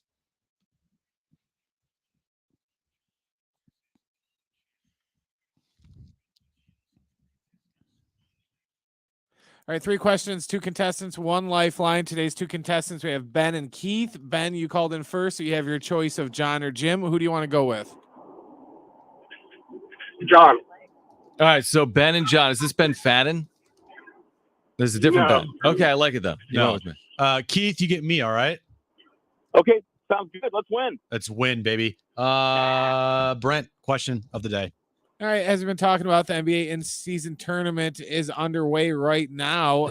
Today's question: name the 9 teams with the best odds to win the tournament, according to betonline.ag. So we're looking for the top 9 teams with the best odds to win this meaningless tournament. All right.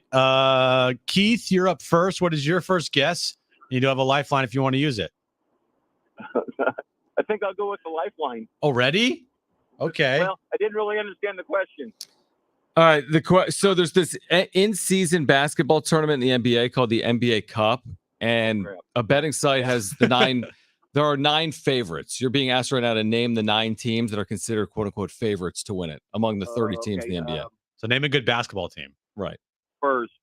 The Spurs. Spurs top 9 with Wemby? No. Hold on, real quick. Did you see Wemby last night? Yes. Yeah, he had like 50 points in the first half, and like, oh my God, he's great. He's amazing. But anyway, Spurs are not on the list. No, they're not on the list.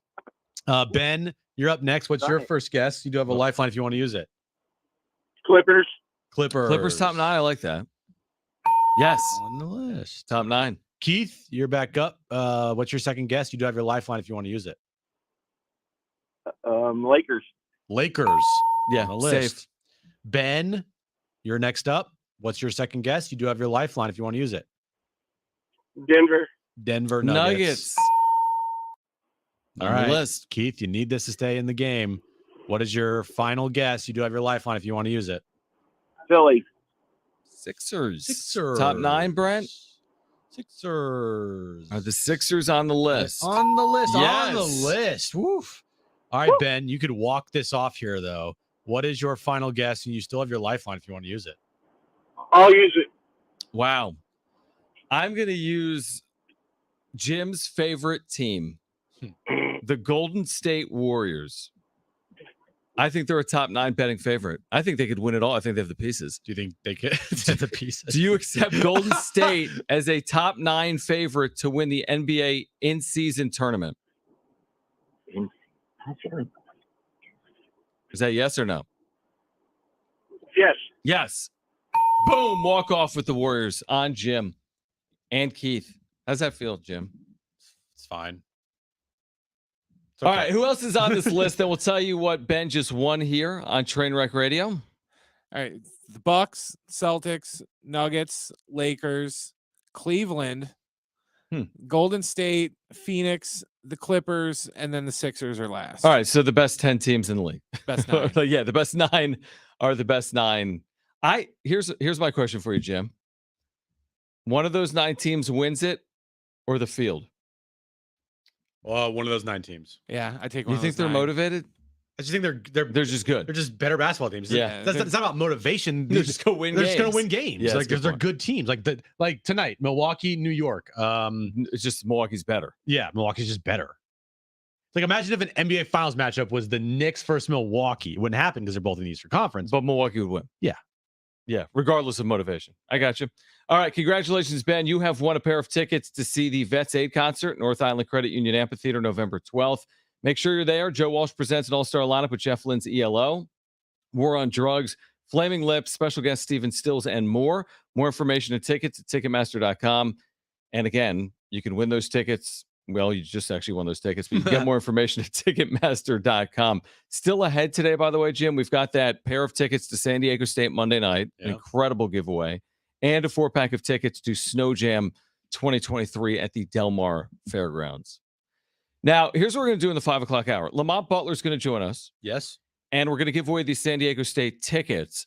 Also, on the other side, the Padres have another candidate that they're going to interview as a potential manager. Okay, so another candidate has been brought to our attention by Kevin Acey today in the UT. We'll tell you more about that situation and when it's expected the Padres will have a new manager for 2024. Plus, Lamont Butler, star last year for the Aztecs, getting ready for Monday night. He will join us in studio, plus the 5 o'clock hour. We'll give away those San Diego State basketball tickets. So a lot to get to in the 5 o'clock hour. We're keeping our eye on this NBA in-season tournament as well. Stay with us on Jon and Jim.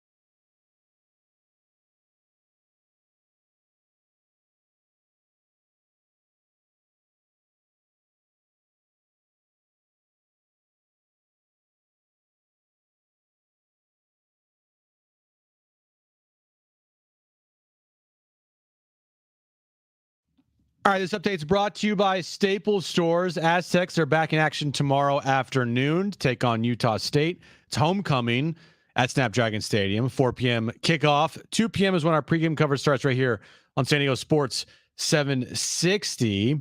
Moving over to the Padres, news out of their building today. I don't even know what I'm talking about because I'm watching the TV, this stupid tournament.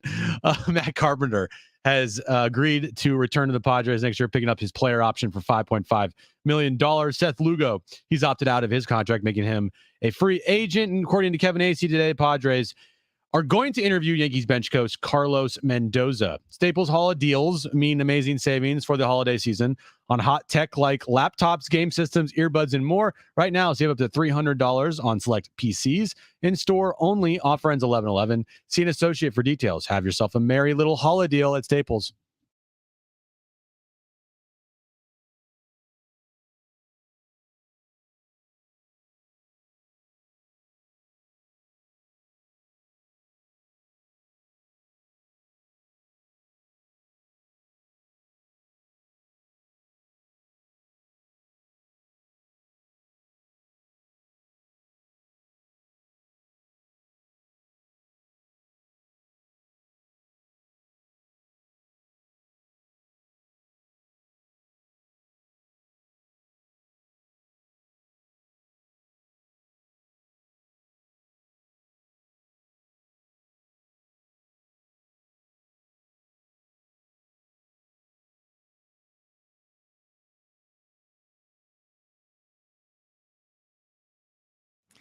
San Diego and Southern California, what's going on? This is the final hour for the week for Jon and Jim, although we are with you tomorrow. San Diego State football homecoming against Utah State. Our pregame coverage will begin at 2. Me, you, Jim Russell, J.R. Tolver, 2 to 4. Rich Orberger, Ted Leitner on the call. San Diego State, Utah State homecoming at Snapdragon. Then Monday, we're at Viejas Arena, Aztecs men's basketball opener. We have a pair of tickets to give away for Monday night. This hour, we'll do that. Also this hour, Lamont Butler is going to join us in studio. We're like BFFs a little bit. Like me and you and Lamont, this is the third time we've talked to him since Mountain West Media Day a couple of weeks ago. Or we just happen to be in the right place at the right time to talk to Lamont. He's probably like sick of us. Okay, you could say it that way. You really want to be his best positioned friend. it a little differently. I'm like, well, we talked to him at Mountain West Conference Media Day. Yeah. And then we talked to him at the special Aztec banquet the other night. And then we had him on today. We have him on today. Coming up. Yeah. Yeah. So you don't think that makes us best friends? Best friends? I'm going to go out on a limb and say no. Okay. Well, that's fine. Anyway. I hope he likes us. Yeah, I think he does. But he's probably like, God, again? Maybe. These guys have to ask me another question about how great this opening night's going to be. Yeah, exactly. All right. Lamont Butler will join us in studio at 5:30. We'll give away Aztec tickets for Monday night. Coming up this hour as well. We've been making fun of the NBA in-season tournament since it tipped off about 30 minutes ago.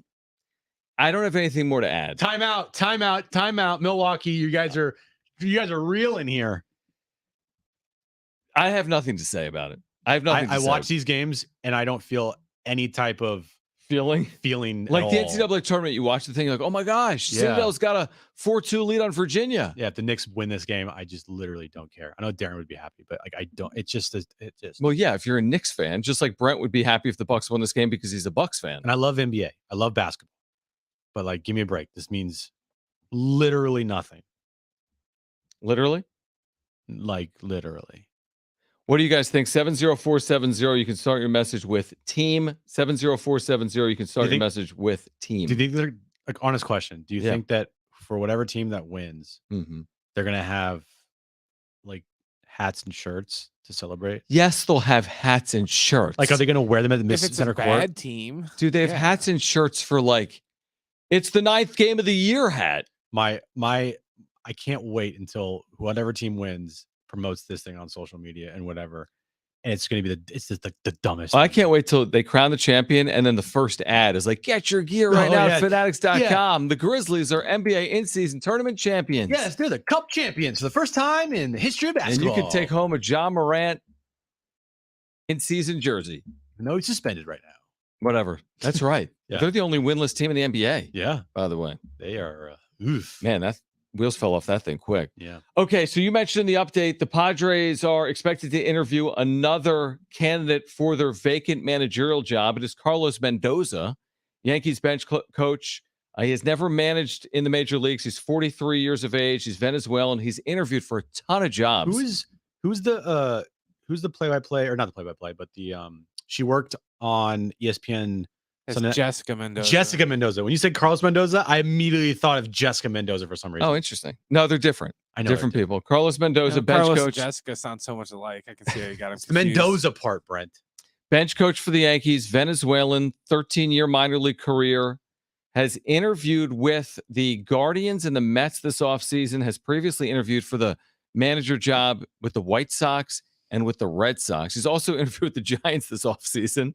They landed Melvin. This will be his 6th major league managerial interview. I don't like that. You don't like that? No. That's a knock. That's a red flag for you. The more I think about it. Like, why is he interviewed 5 times? And has never gotten an opportunity. Okay, so that's a knock for you. Even though he's only 43, right? He's only 43. Yeah, he's young. Not that old. He's about your age. A little older. Not that old. But yeah, I don't particularly like that. I the more I think about it, the more I'm talking myself and getting kind of quasi excited about a Benji Gill hiring. You like Benji Gill? Again, no matter who they hire, it will be a okay. But at least with Benji Gill, it might be a okay instead of a okay. Like, see my inflect. I know. I got that. I like that. And the thing that I look at him that I like about more than I like about Flaherty and Schilt is he's somebody outside the organization. Mm-hmm. And he's not tied to Preller. Flaherty, I think I would hate Flaherty if he got hired. I think I would. You would hate the hire. Hate the hire, not hate Flaherty. I will hate him if he gets the job. I hate that man. Right. I think I would not like that hire. Mm-hmm. Mike Schilt, okay, be fine. But if I'm ranking now, if you rank the 4, and if you want to chime in here, 844-570-1360. Among the 4 candidates, who's your top choice? 844-570-1360. I'm gonna go Benji Gill 1. I'm gonna go Mike Schilt 2. I'm gonna go Carlos Mendoza 3, and I'll go Ryan Flaherty 4. Okay, so you are on that anti-Flaherty bandwagon. Yeah, and I've sold you a little bit on the Gill. Listen, the guy's won in the Mexican League. He's won in the WBC. He's friends with Shohei Ohtani. He's from San Diego. It means he's going to come to San Diego. He won a title, by the way, with the Angels. Remember Benji that? Gill? Oh, yeah, he was on that team. Oh, perfect. Benji Gill was on that team. Give me Benji Gill right now. It's like, there's more. Wherever he goes, he wins. Win. All he does is go to places and they win, except for the Angels. True. As a coach. True. But the guy's a winner. All right, we'll get back to that in a moment. Sean wants to weigh in on the NBA in-season tournament. Go for it, That's all Sean. people want to talk about right now. Sean, you're on with Jon and Jim. How you guys doing? Good, man. Hey, so I got a question with the NBA in-season tournament, man. It seems like a lot of people are not really into it, and I get it, you know what I mean? But at the same time, those players who aspire to be great, like the LeBron James, that want to be the GOAT or whatever you want to call them, aspire to be the legend. If the NBA is going to keep this thing around, I feel like these players are they're going to play because they're going to want that notch under the belt. They're going to want another accolade, another trophy to add to the resume of who's the GOAT status. I mean, I feel like the players are going to get involved with it. Sean, thank you. Sean, if you won the NIT in college, would you put that as an accolade? Yeah, you would. College teams do that. Yeah, the bad ones do. If Duke went to the NIT, they won't even go. Okay. Sean, appreciate you calling. Here's the thing. I don't think at the end of people's careers, it's going to be a while before you say, hey, 6-time NBA champion, 2-time in-season tournament champion. That's not going to be used against Steph Curry. At the end of his career, okay, if he plays in 3 of these and doesn't win an in-season tournament, I don't think that's a knock. No, nobody cares. Right? I'm watching this game right now. Place looks dead. We're watching without volume. I know, but look at the crowd. Nobody cares. Nobody cares. Well, they care, but they care just they care like it's a normal Friday. Yeah. This is a regular season game with a stupid court. And they're putting a label on it. Right. I don't know. Everyone's like, what do you hate it so much? Is there anything they could do to make you feel a little bit different? No, nothing. The reason why. So your mind's made up. Yeah, it's made up. The reason why I dislike it so much is I hate when someone tries to like force something on people. Yeah. And like, this is the coolest thing ever. And it's really not the coolest thing ever. It's very cringe. And that to me, when you watch it, you're like, do you think JJ Redick, honestly, in his heart of hearts, is like, this is awesome? Maybe, but I know there are some people that work in the NBA. There has to be that are viewing this in-season tournament as stupid. Can you compare it to anything else that we follow in sports, like in the last decade, where you're like, come on, man? No. You're selling me on a bill of goods. Is there anything else that's been introduced to us as sports fans over the last decade or two? The WBC compared. Okay, WBC has been introduced to us, though. But here's the thing. WBC compared to this. Can't compare. Doesn't even compare. Okay. WBC is way more important to players and to countries and to fans than this. This makes the WBC look like World Series 2000, like the greatest thing ever. Would you prefer if this was more WBC oriented and you had because you can't national teams? You had you can't do it in season. You can't have like random players. Spanish team. Yeah, and no, you can't do it. No, American team. No, you can't do it. That's called the Olympics, John. Well, WBC, same thing. They have the Olympics for baseball, but they don't have it for Major League Baseball players. Not currently, correct. And in the Olympics for basketball, they have NBA players in it. Thank you. You're welcome. 844-570-1360. Let's go back to the Padres because Armando wants to weigh in. Armando, thanks for calling in to Jon and Jim. Hey, guys. Can you hear me? Yeah, we got you. We got you, man. What's up? Hey, man. What's going on, guys? Thanks for taking my call. Of course. Yeah. So I was just gonna bring up the fact. I don't know if it would be more compelling, just in everybody's opinion, to bring in Benji Gill as manager, just because he has those San Diego ties. He was born in PJ, went to Castle Park. I live about 10 minutes from Castle Park. Oh, nice. Yeah. And I think it would just be more compelling to bring him in. He's got that fire in him. Maybe he'll light up the guys in that clubhouse. Maybe he has that San Diego fire lit under his butt. You never know. When you watch Musgrove pitches, especially against the Dodgers, you see him kind of have that edge, a little more edge to him, a little more fire in him. So I don't know. I think it's just bringing the San Diego guy might be a little more compelling. I don't know what everybody else thinks, but I think that's just the gist of it. I like it, Armando. All things equal. Again, we're not talking about Bruce Bochy having interviewed yesterday. Like, I don't know. Yeah. Like, yeah, okay. Bochy, Gill, like Melvin Gill. Okay, we get it. There's a difference. Mm-hmm. But we're talking about guys that kind of all have some question marks, including Schilt, in my opinion, because of the philosophical differences with the Cardinals and hasn't interviewed since. Yeah. So that's why I'm like, give him the benefit. Yeah. Yeah. I still look at this now after talking more about it. Like Benji Gill feels like the guy. He feels like the right guy. So that means what? They're not going to hire him? Which means they're probably not going to hire him. Right. Which means they're going to go like Ryan Flaherty. And if they went with Ryan Flaherty, I feel like that's another knock on this organization. You had rumors in August this year of him being the successor to Bob Melvin, while Bob Melvin was still your manager with a year left on his deal. And then you go out and you do a whole sham of an interview process and you go back to Ryan Flaherty. Come on, give me a break. Mm-hmm. You got to go outside. Got to go somebody. I think Benji Gill, the more you think about it, of the candidates that we have here, would be my pick going forward. I know. It's like you said, and I said the same thing. I don't think once they make the hire, I don't think anyone's gonna be like, wow, over the moon. Like it won't be. No.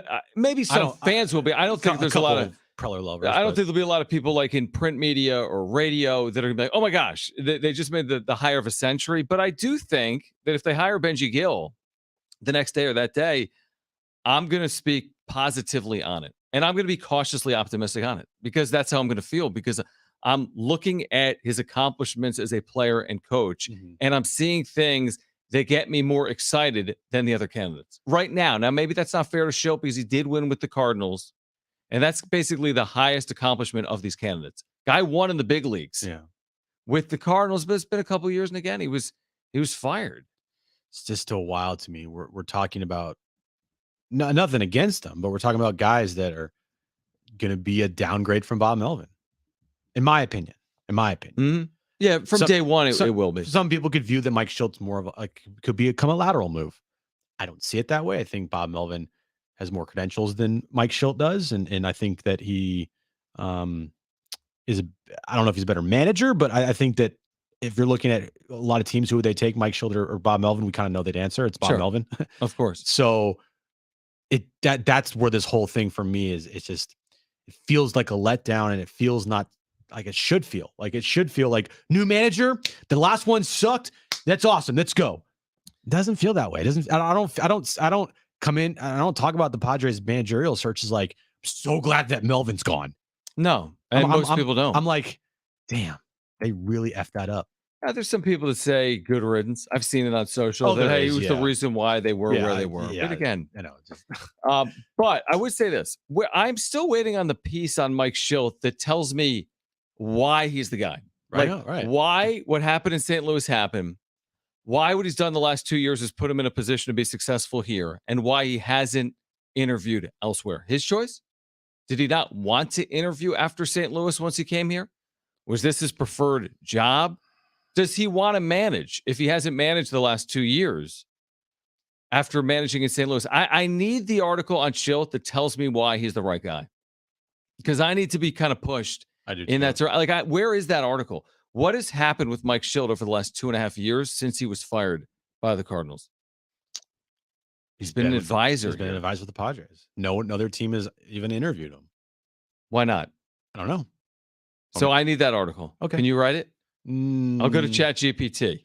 No, I don't think I can write it. But I'd like that article. I'd like to see some background here on Schilt and why he's considered a front runner or favorite or the right fit, considering some of the baggage. Right. Yeah. 70470 start your message with team. Of the 4 candidates that we're talking about, Benji Gill, Carlos Mendoza, Ryan Flaherty, Mike Schilt, who do you want the Padres to sign? 844-570-13, or it's not sign, but become the new manager. 844-570-1360. Give us a call. Tell us who you want of the 4 candidates currently that have interviewed or going to interview with the Padres that you want to be the next manager. 619 says Jim is hitting below the Mendoza line when it comes to his knowledge of Mendoza associated with baseball. Okay. Thanks. Kind of. Whatever. Probably not. Other news today, John. Yes. Lamont Butler, by the way, joining us in studio in about 12 minutes. Also, San Diego State basketball tickets for Monday night we'll give away this hour. Unfortunately, another, I guess, knock and, unfortunate thing for AJ Preller in this organization is that Matt Carpenter has accepted and picked up his player option for next season for $5.5 million. Surprise. Yes. Because here's the first thing you do when you have a player option for $5.5 million and you didn't play the year before. You opt in. When you hit 176 with a 600 OPS and you have $5 million on the table that you could say, I want that. Yeah. You absolutely take When it. I get sent a check in the mail from iHeart for 5.5 for next year, I cash it and I stick around. Yeah. That's the first thing I do. Yep. I don't blame Matt Carpenter one bit. I applaud This him. is like the Hosmer. And now Hosmer got a lot of ridicule. Some of it completely reasonable and fair. But he also didn't sign himself to the deal. The Padres gave him $144 million. Yeah. So it's on the Padres. Yeah. Another just banger of a signing by AJ Preller. Yeah, of course, this to a lesser degree, but it is a waste of money. I mean, it's a decent chunk for a team that potentially could be dealing with some money problems here, right? And everyone just wants to gloss over and say that there's just hit pieces and all that stuff. Crap. Right. It's like, give me a break, guys. You don't understand if you're not reading the tea leaves and looking at everything that's happening and not coming to the conclusion that there's something wrong here. Instead of, blame the media, those stupid hit pieces. Give me a break. I blame Jim. I do too. 844-570-1360. Who would you like to see as the next Padres manager among that group? Roy wants to weigh in. Roy, you're on with Jon and Jim, and thanks for calling. Hope you dudes are well. Yeah, you as well, man. You know what?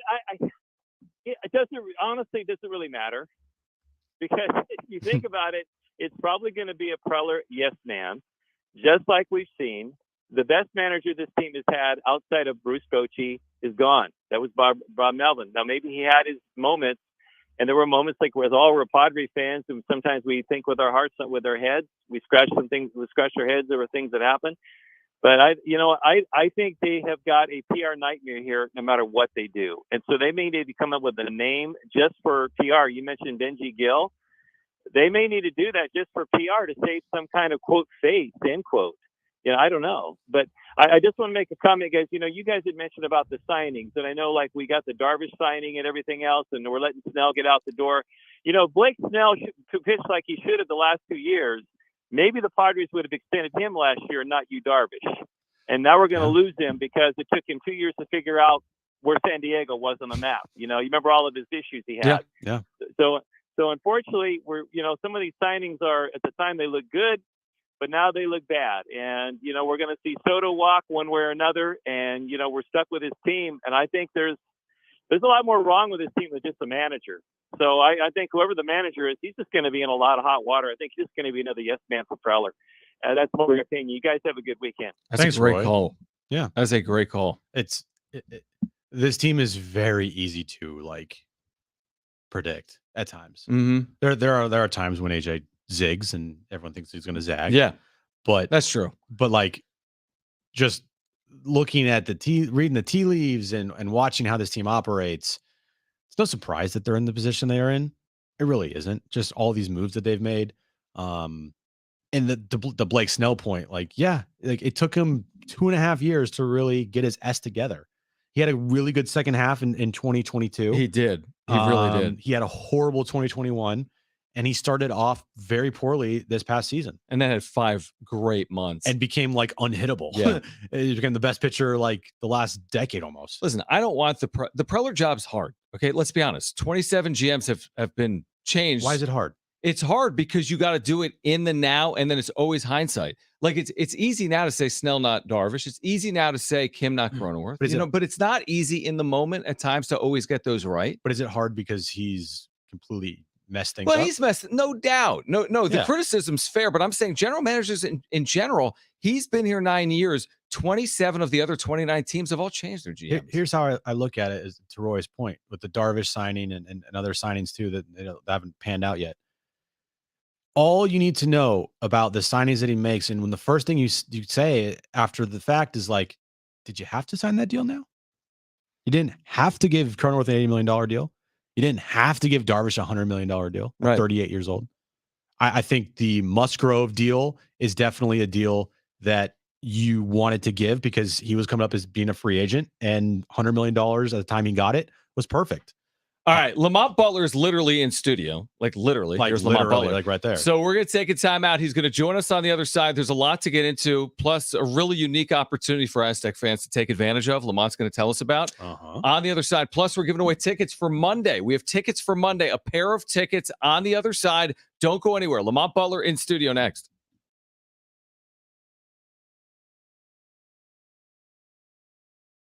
Take home a piece of Aztec basketball history. Visit butleratthebuzzer.com. That's butleratthebuzzer.com.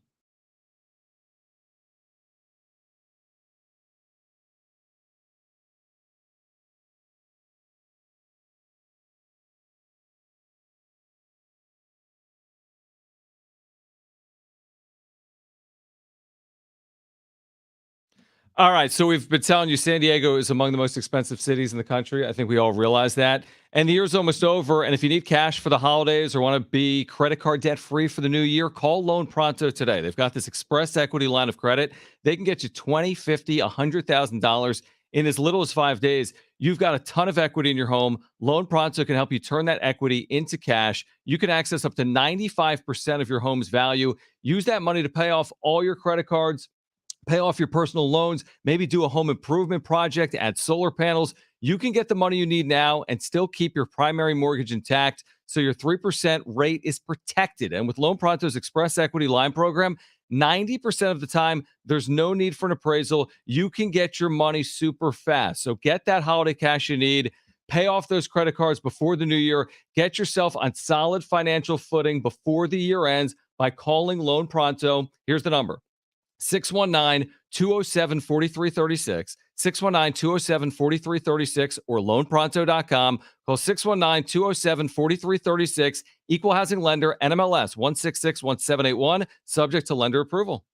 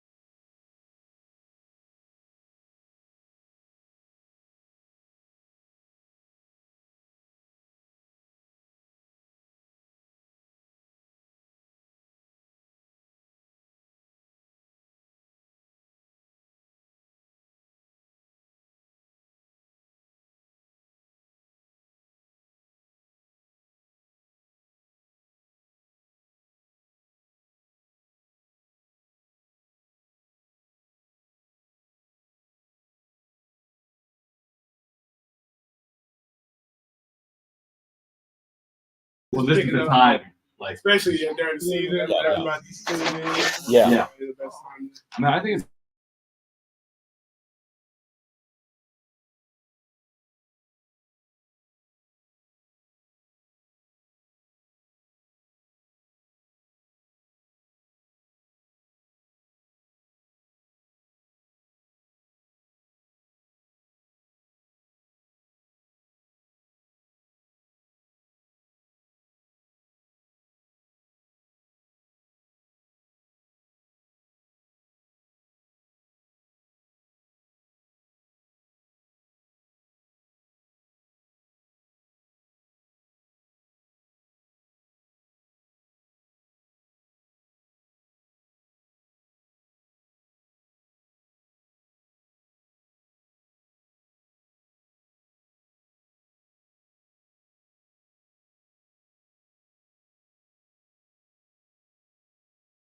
All right, this update is brought to you by Staples Stores. We'll start with the Aztecs football team. They're back in action tomorrow afternoon against Utah State, 4 p.m. kickoff there. 2 p.m. is when our pregame coverage starts right here on San Diego Sports 760. Moving over to Padres news of the day. Seth Lugo, he's opted out. He's going to be a free agent. Matt Carpenter, he's exercised his $5.5 million option for next season. He will be back with the Padres. And according to Kevin Acee, the Padres have interviewed Yankees bench coach Carlos Mendoza for the managerial job with the Padres. Staples holiday deals mean amazing savings for the holiday season on hot tech like laptops, game systems, earbuds, and more. Right now, save up to $300 on select PCs in store only. Offer ends 11/11. See associates for details. Save yourself a merry little holiday at Staples. All right, so in about 10 minutes, we're giving away San Diego State basketball tickets for Monday night at Viejas Arena. It's going to be one of the great atmospheres in the history of the building. And Lamont Butler, San Diego State senior guard, starred, of course, a year ago for the Aztecs, including in the Final Four, joining us right now in studio. We're going to have a really exciting announcement for Aztec fans coming up. But Lamont, it is great to see you. You got to be as pumped as anyone for Monday night. Oh, man, I can't wait. I can't wait. You know, the banner's going up. That's going to be really fun. And then, you know, get back out there in front of the fans. It's going to be a really, you know, intense game and, you know, intense moment for all of us. I bet. Turn your mic on, Jim. I bet you're like really excited to finally get into action and stop, you know, scrimmaging and getting into out there and getting the season started for sure. And finally not putting to rest last year, because that's always going to be talked about forever, but kind of moving on a little bit and instead of always being talked about of the shot last year. And this year you have new goals and new aspirations for this team. Yeah, no, exactly. You know, exactly. I mean, you know, it's going to be really fun to go out there and, you know, play with these new expectations, new pressure, everybody watching us. And I feel like we're going to be ready for the moment, and I just can't wait. All right, so Lamont Butler is with us in studio. So, Lamont, as you know, in your time in college, I mean, each year the team changes, but it does feel like there's a lot of change. I mean, with that senior class, with AG, Nathan, Matt, Adam, Keyshawn, I mean, there's a lot of changes. How do you feel about the new pieces and the way you guys have played, whether it's the close scrimmage or even the game the other night against San Marcos? Yeah, I feel like the new pieces are, you know, coming along fine. You know, even last year when we had, you know, Darion and Micah come in, or even Jaden first year playing, you know, it was a different feel at the start. But, you know, as the season goes on, we just continue to get more connected. I feel like our chemistry is already high right now. We hang out a lot, you know, off the court and stuff like that. And you know, we're tight as ever right now. So, you know, we can be able to, you know, string this along into the court. It's gonna be a really good year for everybody. I feel like your confidence level has to be at an all-time high, right? I mean, after what happened last year, going into, you know, your final year here at San Diego State, confidence level has to be through the roof, right? Yeah, definitely. I mean, I think that comes from, you know, our preparation that the coaches help us with, you know, every day, and then, you know, just the work that we all put in this offseason. You know, we're very confident in our games and confident in this team. When you think about, I know you guys love this because you go through the NCAA tournament, you're playing the top overall seed in Alabama, but I think about this season and just like road game at BYU, there's the Gonzaga game, there's St. Mary's, there's the possibility of Xavier. You guys got to go to Grand Canyon. What I'm saying is it's a very challenging schedule. Like from a fan perspective, like, wow, San Diego State is playing a really challenging schedule. From a player perspective, you must love having these opportunities, right? Of course. You know, it's always fun to be able to go out there and compete against, you know, these high mentioned teams, and it's kind of like what you dream of. You want to go out there and beat them. So it's going to be a really fun schedule for us. It's going to test us early. It's right into the fire. Yep. First, second game. Going right to BYU, and then on from that. So it's going to be great to see where we at to start the year. What's been the message from Dutch and this coaching staff to get you guys prepared for the atmosphere on Monday night? Just saying it's on Monday. That's the that's the thing. We just started scouting, and we're focusing in on Fullerton for Monday. But just in practice, we've just been competing every day. It's not like we took some time off or did anything, but we're right back to competing and trying to get better. Does it feel like this offseason was extremely short for you? No, it didn't feel like it, just because it was just a bunch of stuff going on. Right. Like after that, went to the NBA draft process, and then working out, then back to school for summer workouts, and then so it just felt like it just kept going. So I'm excited though.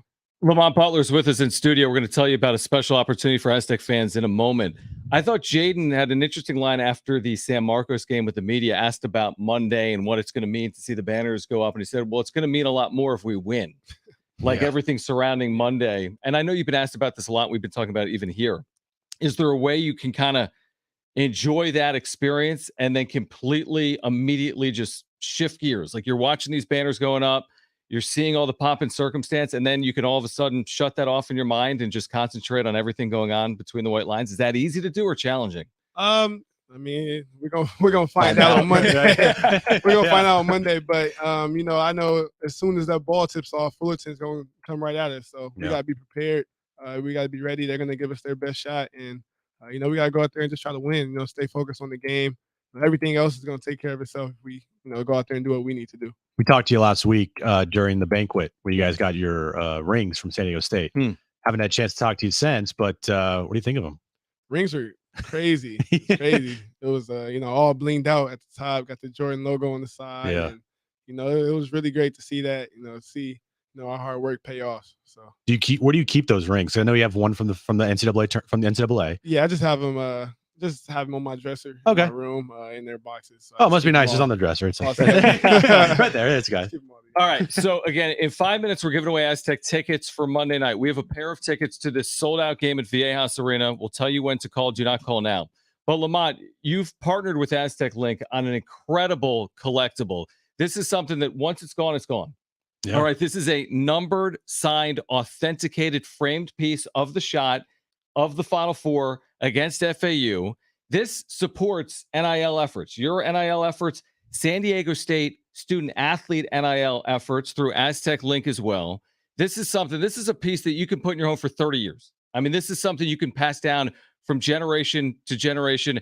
If you want to see this, by the way, you need to check this out right now, because again, once it's gone, whether it's a day, a week, a month, butleratthebuzzer.com. If you're listening to my voice right now, you need to see this thing. It's a spectacular piece. Yeah. butleratthebuzzer.com. Lamont, you've had how many people come up to you since the shot, tell you about the shot, and now these people can support your efforts and come away with a piece that they can keep for forever? Yeah, I mean, it's way too many to count.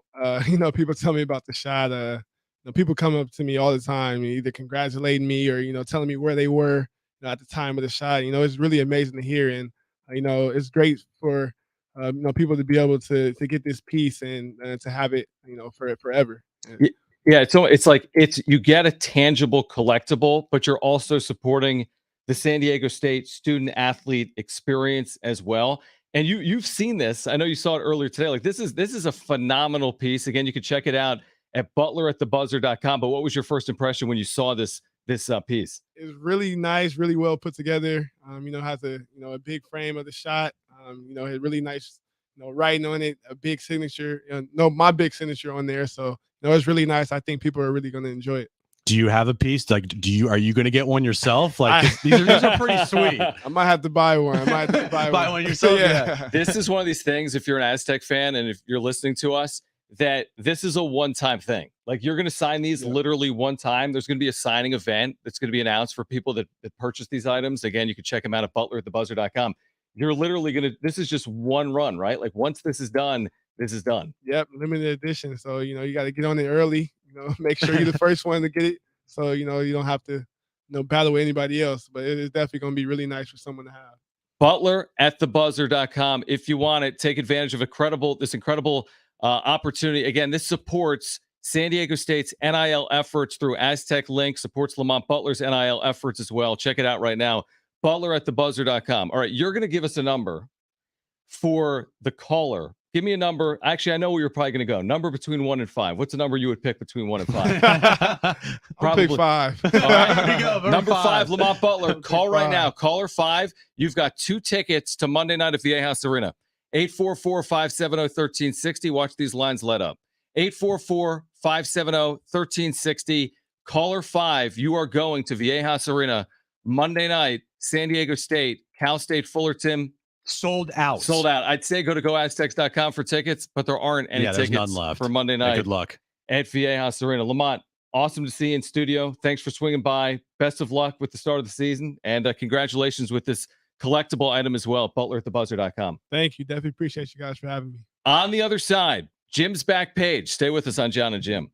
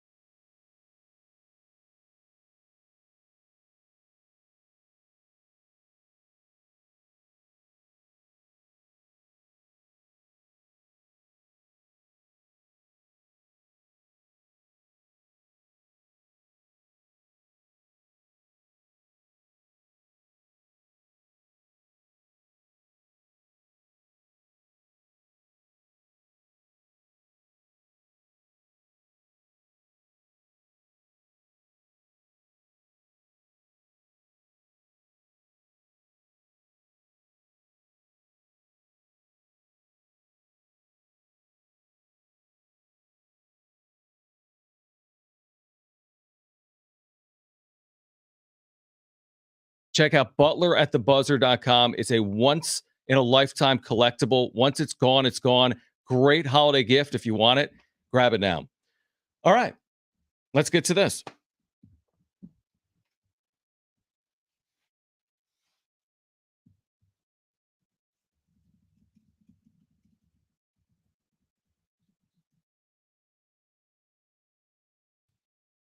John, you know who Lilo and Stitch is? They're like cartoon characters? Yeah. Okay. Cartoon characters. Well, a special Lilo and Stitch, I guess, collaboration with the Padres is selling Lilo and Stitch San Diego Padres jerseys with the back name. San Diego Padres? Yeah, San Diego Padres. Okay. The back of it says Stitch.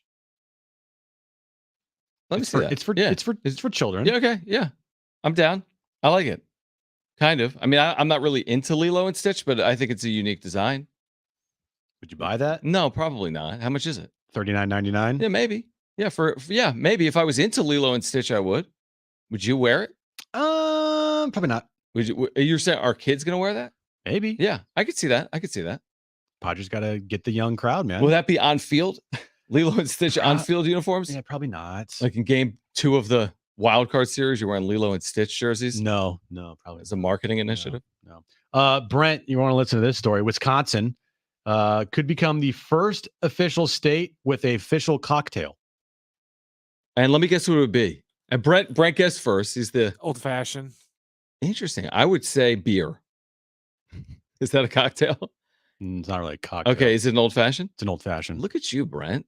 Brent knows his. Well, I thought that was more of like a Louisville. No, we live on those in the winter. Brandy old fashioned. Okay. So okay, lawmakers in Wisconsin are proposing a resolution declaring the Wisconsin style old fashioned the official state cocktail. So, do you think what would California's be? I guess cocktail be California state cocktail. That's a really good question. Like the official state cocktail. When I think California, I think more craft brew. Me personally, kombucha. Like I'm thinking but craft. It's not a cocktail. I know. I'm not thinking cocktail. Really. I'm thinking cocktail. What are you thinking? Right? Mojito? Margarita. It's a good one. Yeah. Yep. Margarita. That's a good one. Hawaii could be like something pineapple-y. Sure. If you want to go through all 50 states, Delaware, what would you choose for Delaware, Jim? I don't know. Miami. Miami's not a state anymore. And by anymore, it's never been. Florida. Tulane. What would you choose for the state of Tulane? What would you choose for Dallas? What about Washington, D.C., that state? New York. New York's a city and state. Please help me. Did you go to school? Like, did your parents drop you off somewhere? Did you take tests? I hated tests. You went through all the grades, though, like the first grade, and then you went to the second, and you kept elevating through the grades? I did, yeah. Interesting. It was weird, a weird time for me. But you know how to count all the Pinocchio characters or Pokemon characters. Pinocchio. Pikachus. Yes. Did you know, finally, do you know that today is National Sandwich Day? National Sandwich Day. I didn't realize it, but I like it because I like sandwiches. Yep. Here are some specials for National Sandwich Day. Okay. Jersey Mike's is offering free delivery for orders placed via the shop's Jersey Mike's app. The offer is valid through November 6th. All right. You have Subway in celebration of National Sandwich Day. Subway is launching a loyalty program point match promotion beginning today at 9 a.m., which has already happened. Customers can sign up for the Subway point match a rewards package. Yeah. And they could win up to $5,000 in cash. $5,000? Yeah. Okay. But you also have to buy a bunch of Subway sandwiches. And finally, if you're looking at Grubhub, Grubhub is offering a free promotion today for sandwiches. 50% off sandwiches at Buffalo Wild Wing, 50% off turkey and provolone sandwiches at Jersey Mike's, 20% off orders of $20 or more at Arby's. That's because of Sandwich Day? Yep.